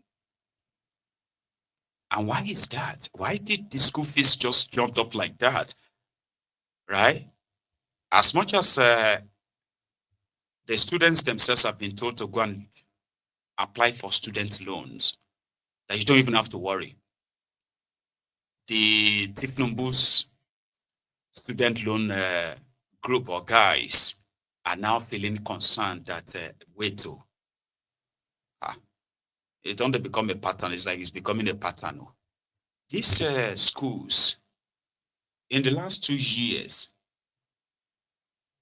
they have actually like increased their school fees like about 4 or 5 times, in a way that when you look at what it was in 2023 and what the school fees are today, tuition now in Nigerian schools, right? It's like about 500% more, some like 700%. They themselves are beginning to feel concerned, like, wait, this is not normal. So it's now becoming like a racket. Okay? Meaning, since the students are going to take loans, right? So the school needs that. So what about those students who won't be able to take the loans when they have to pay their tuition and they have to go and probably like source for it elsewhere? Were they put into consideration? I don't think so. But they said these were the students of the University of Petroleum or something. I think, where is that again? Yeah, in Warri, Delta State, protesting the unaffordable cost of their tuition and accommodation as it is today. This was...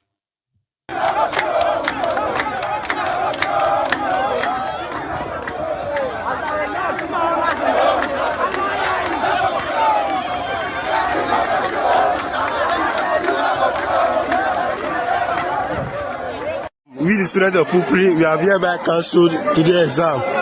No exam. We not agree, we not agree. We not agree, we not agree. We not agree, we not agree.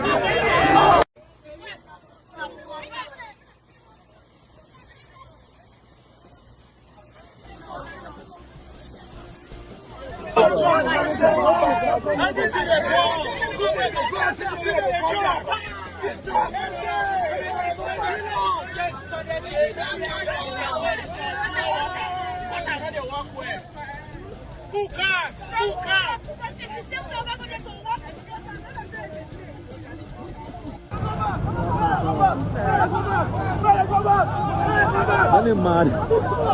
Oh, this small thing, oh. Where I just.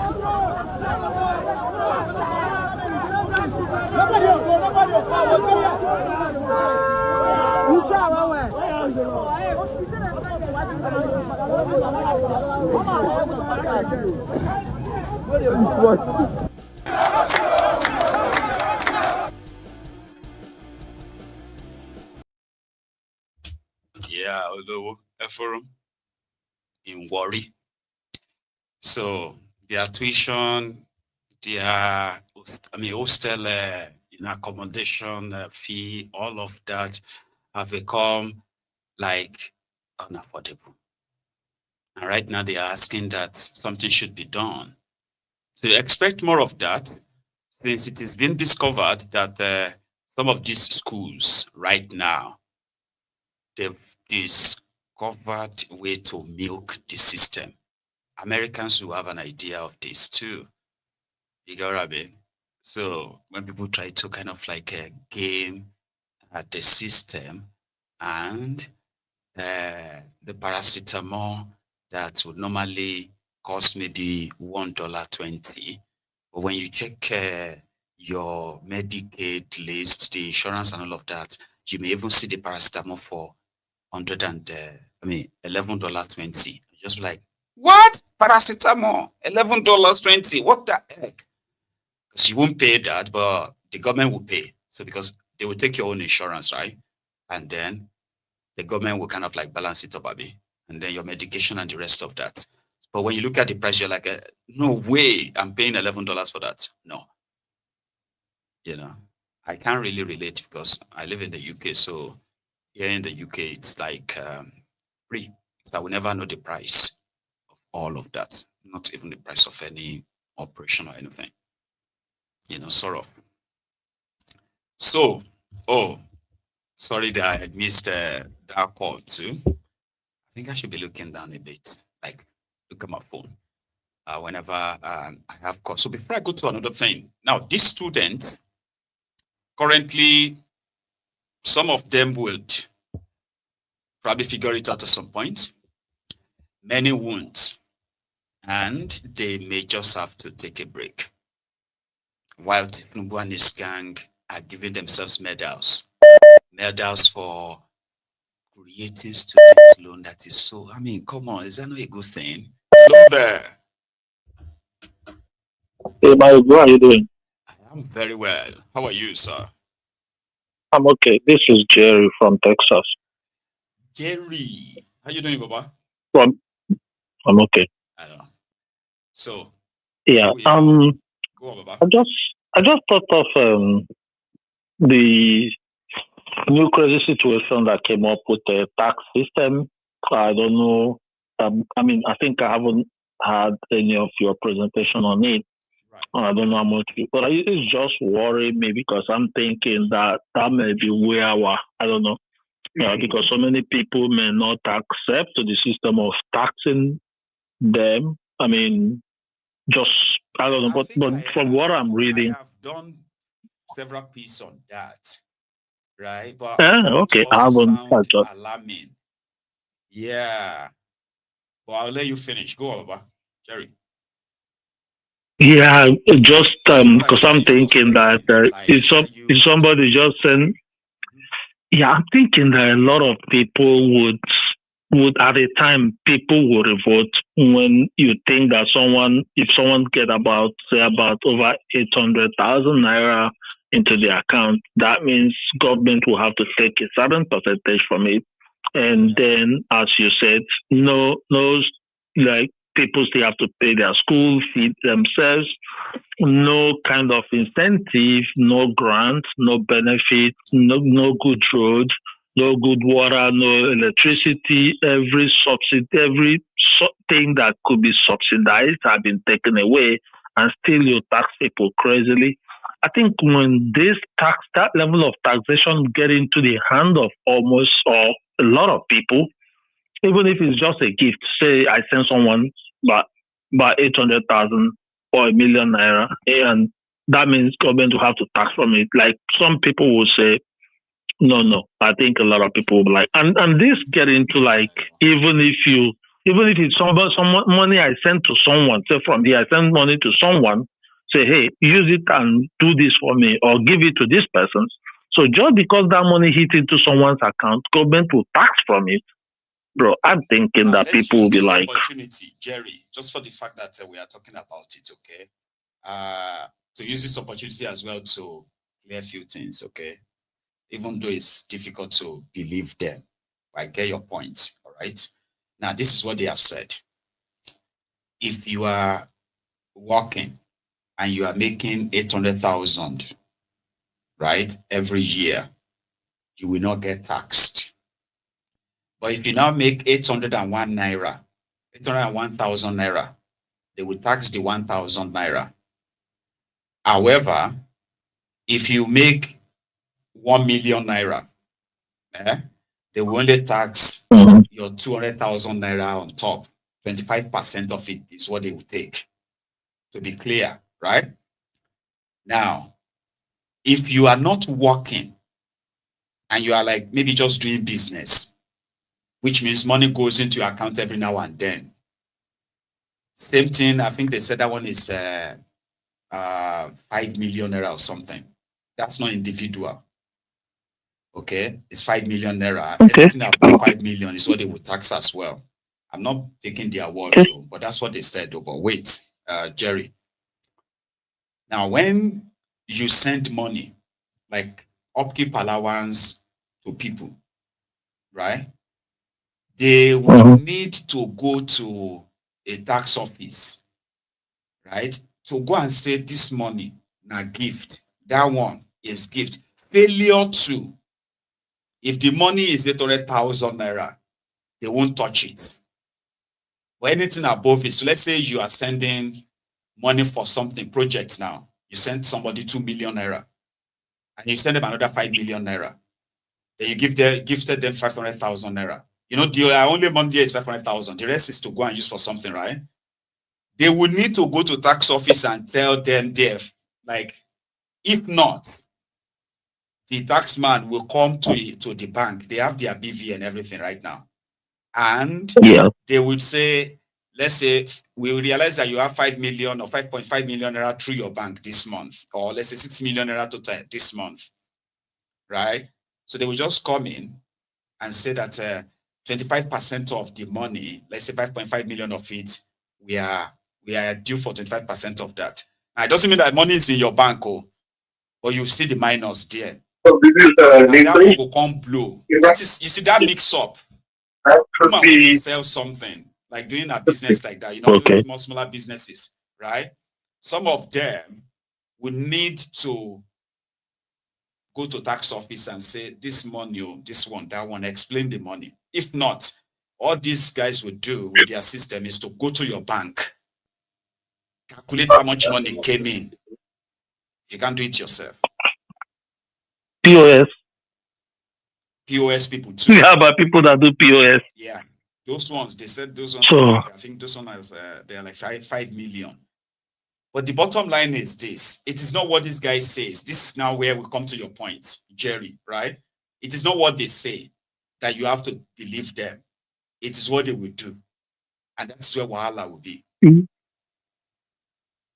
Because the attempt they are to make is for those who have bank accounts. And Nigerians there, if the situation could be like that, they will stop putting their monies in the bank. They will create a different system that moves money.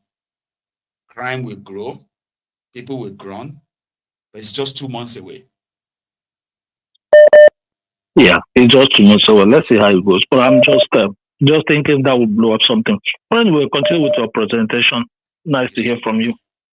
Mr. Jerry, that's my Jerry from Texas, by the way. So I have another person calling from the UK here, I believe. Hello. Hello, sir. Yes, sir.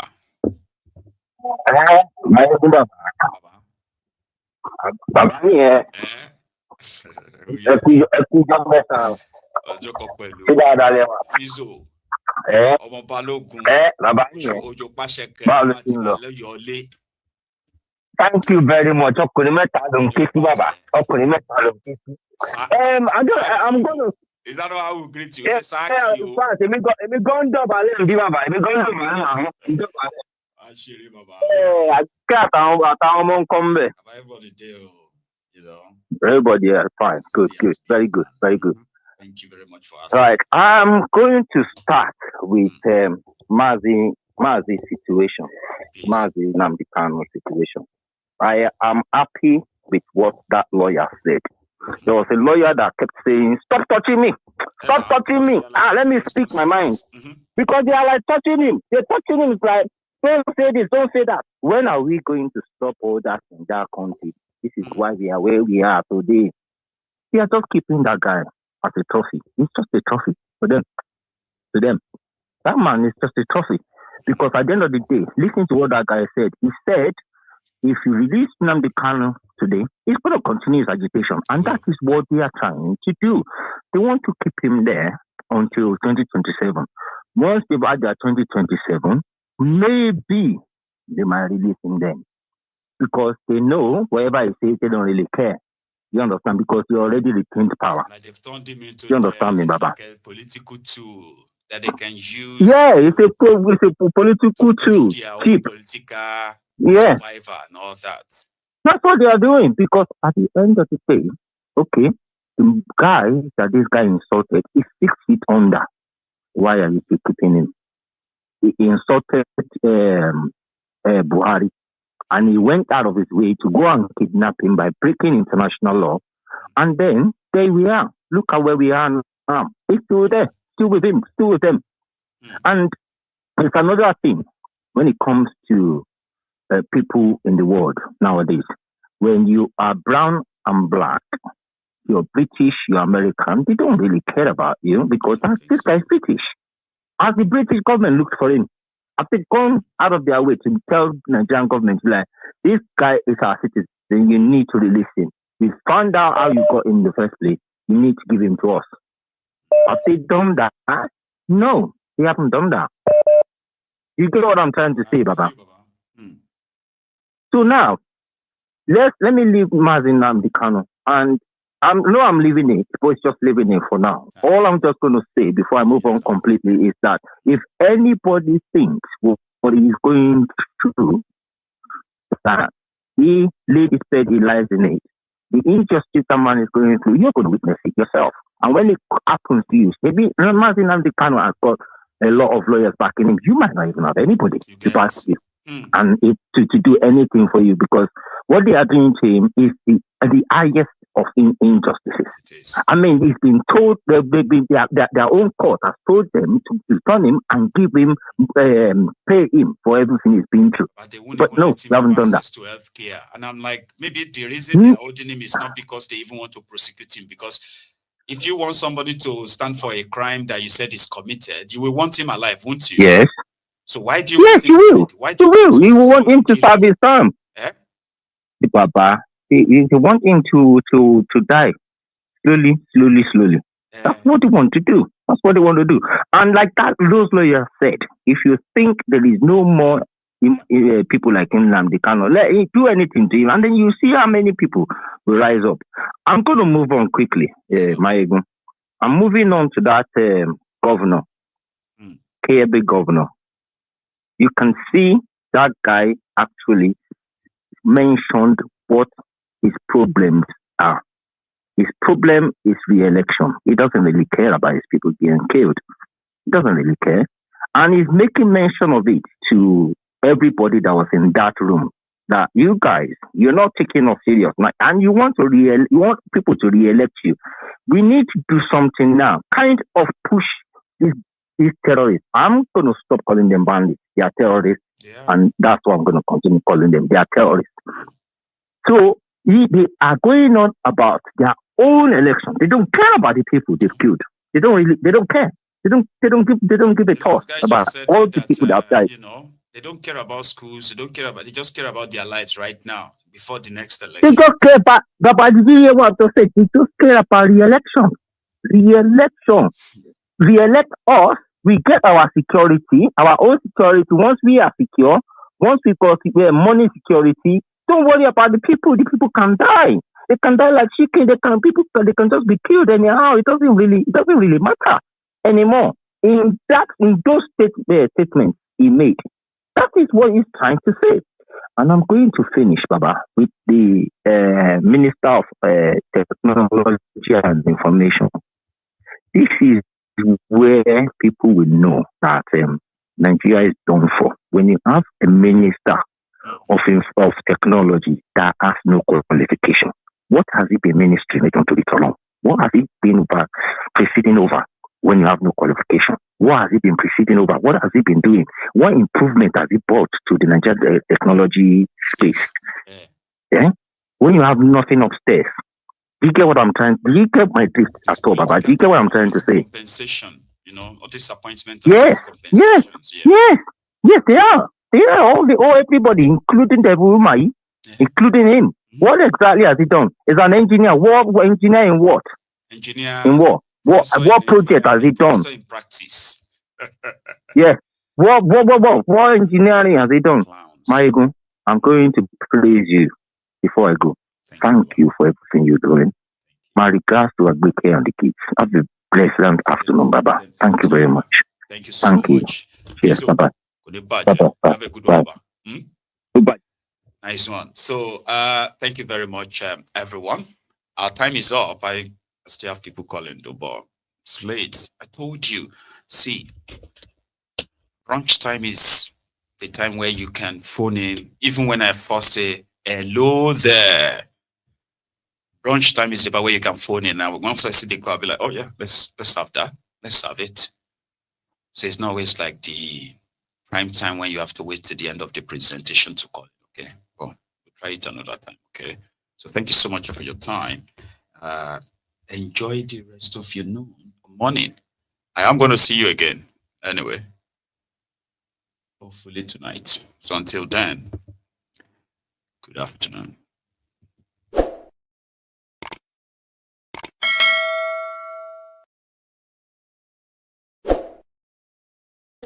Thank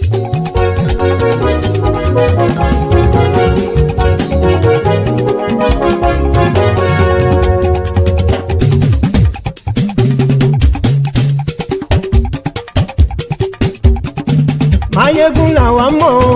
láwọn tó dódòdó.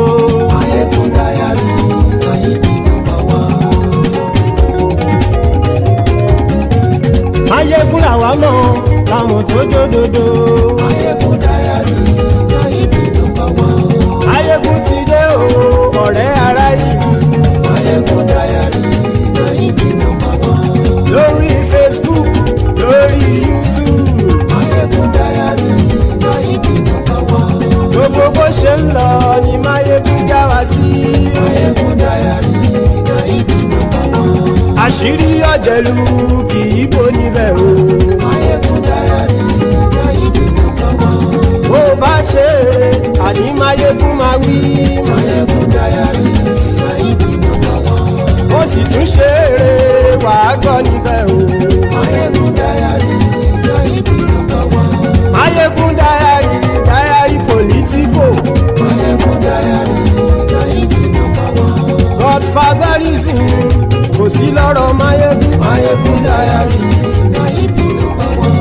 Ẹ farabalẹ̀ sẹ́ o kẹgọ́rọ̀ lẹ́nu o. Mayegun diary na him be number one. Àní Mayegun làwa mọ̀ tó dódòdó. Mayegun diary na him be number one.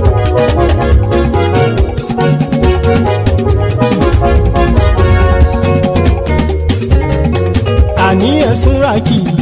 Mayegun ti dé. Mayegun ti dé. Ọ̀jẹ̀lú ẹ̀sùn ràkì. Mayegun ti dé. Àní ẹ̀sùn ràkì.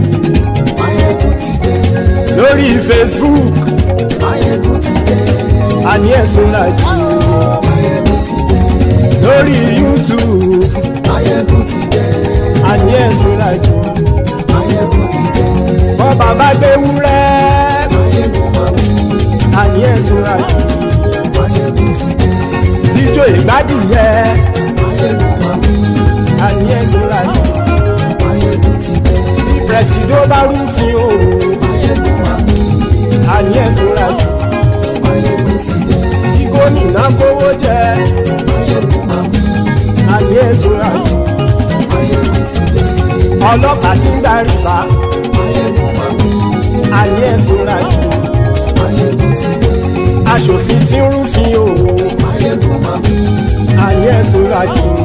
Mayegun ti dé. Òpùrọ́ olóṣèlú. Mayegun máa wí. Àní ẹ̀sùn ràkì. Mayegun ti dé. Ọ̀jẹ̀lú ẹ̀sùn ràkì. Mayegun ti dé.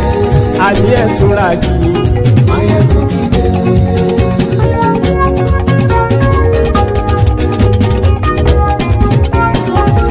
Mayegun ti dé. Gbogbo ọ̀jẹ̀lú ẹ̀sùn ràkì. Mayegun ti dé. Gbogbo ọ̀jẹ̀lú ẹ̀sùn ràkì. Ṣùgbọ́n ní bá ti ṣe èyí tó yẹ kí wọ́n ṣe, ọmọ bá dèrò ní fi wọ́n níran o. Mayegun ti dé. Gbogbo ọ̀jẹ̀lú ẹ̀sùn ràkì. Mayegun ti dé. Gbogbo ọ̀jẹ̀lú ẹ̀sùn ràkì. Ṣùgbọ́n ní bá ti ṣe èyí tó yẹ kí wọ́n ṣe, ọmọ bá dèrò ní fi wọ́n níran. Wọ́n fowó bẹ́ẹ̀ o. Mayegun ó sọ pé wọ́n ò fẹ́ bẹ̀. Wọ́n fowó bẹ́ẹ̀. Mayegun ó sọ pé wọ́n ò fẹ́ bẹ̀. Oníkan ṣáàtì ṣe èyí tó yẹ kí wọ́n ṣe fáwọn ará ìlú tó gbé wọn débẹ̀ o. Ayé. Mayegun ti dé. Gbogbo ọ̀jẹ̀lú ẹ̀sùn ràkì. Mayegun ti dé. Gbogbo ọ̀jẹ̀lú ẹ̀sùn ràkì. Ṣùgbọ́n ní bá ti ṣe yìí tó yẹ kí wọ́n ṣe, ọmọ bá dẹ́rọ̀ ò ní fi wọ́n níran. Ìmọ̀ yìí ṣe eré, ọ̀rọ̀ yìí kì í ṣe ẹ̀fẹ̀. Ìmọ̀ yìí ṣe eré, ọ̀rọ̀ yìí kì í ṣe ẹ̀fẹ̀. Ẹni bá ti lè lẹ́bọ̀ lẹ́rù o, ọmọ bá dèrò kàṣà ìtú wọn síta. Mayegun ti dé. Gbogbo ọ̀jẹ̀lú ẹ̀sùn ràkì. Mayegun ti dé. Gbogbo ọ̀jẹ̀lú ẹ̀sùn ràkì. Ṣùgbọ́n ní bá ti ṣe yìí tó yẹ kí wọ́n ṣe ọmọ bá dẹ́rọ̀ ò ní fi wọ́n níran. tẹnitẹni ọmọ máyégún ọ̀rẹ́ ara ìlú mọ̀mọ́ ni mo fọlọ́hún sọ ẹ̀ bá kìlẹ́bù lóòótọ́ olódodo ìlú ọ̀tá ìlú mọ̀mọ́ ni ìwọ ṣá máa ń ṣọ́ra kò sì mọ́ bẹ̀rù bọ́tà ń lè rí bóníṣègùn lé káwọn mọ̀mọ́ fi ṣera wọn ni ó ti dẹrùn tí wọn ò gbọ́dọ̀ sì mọ́ bẹ̀. èèpo ọ̀bọ lọmọ bá dérò tàjẹ́ ò gbọ́dọ̀ jẹ́ ó ti dọba lórí àbínú ẹni kò sì mọ́ bùyà àìsíwọ́lu ní ẹnìkẹ́ ìgbódì ẹyin lábàrá o ó kó ẹni tó bá dán o àkàmù máyé ń ti dé gbogbo ọ̀jẹ̀lúwẹ̀ túnra kì Máyégún ti dé gbogbo ọ̀jẹ̀lúwẹ̀ túnra kì o ẹni bá ti ṣe yìí tó yẹ kí wọ́n ṣe ọmọ bá dèrò òní fi wọ́n níran o. Máyégún ti dé gbogbo ọ̀jẹ̀lúwẹ̀ túnra kì. Máyégún ti dé gbogbo ọ̀jẹ̀lúwẹ̀ túnra kì. Ṣùgbọ́n ní bá ti ṣe yìí tó yẹ kí wọ́n ṣe ọmọ bá dẹ́rọ̀ ò ní fi wọ́n níran.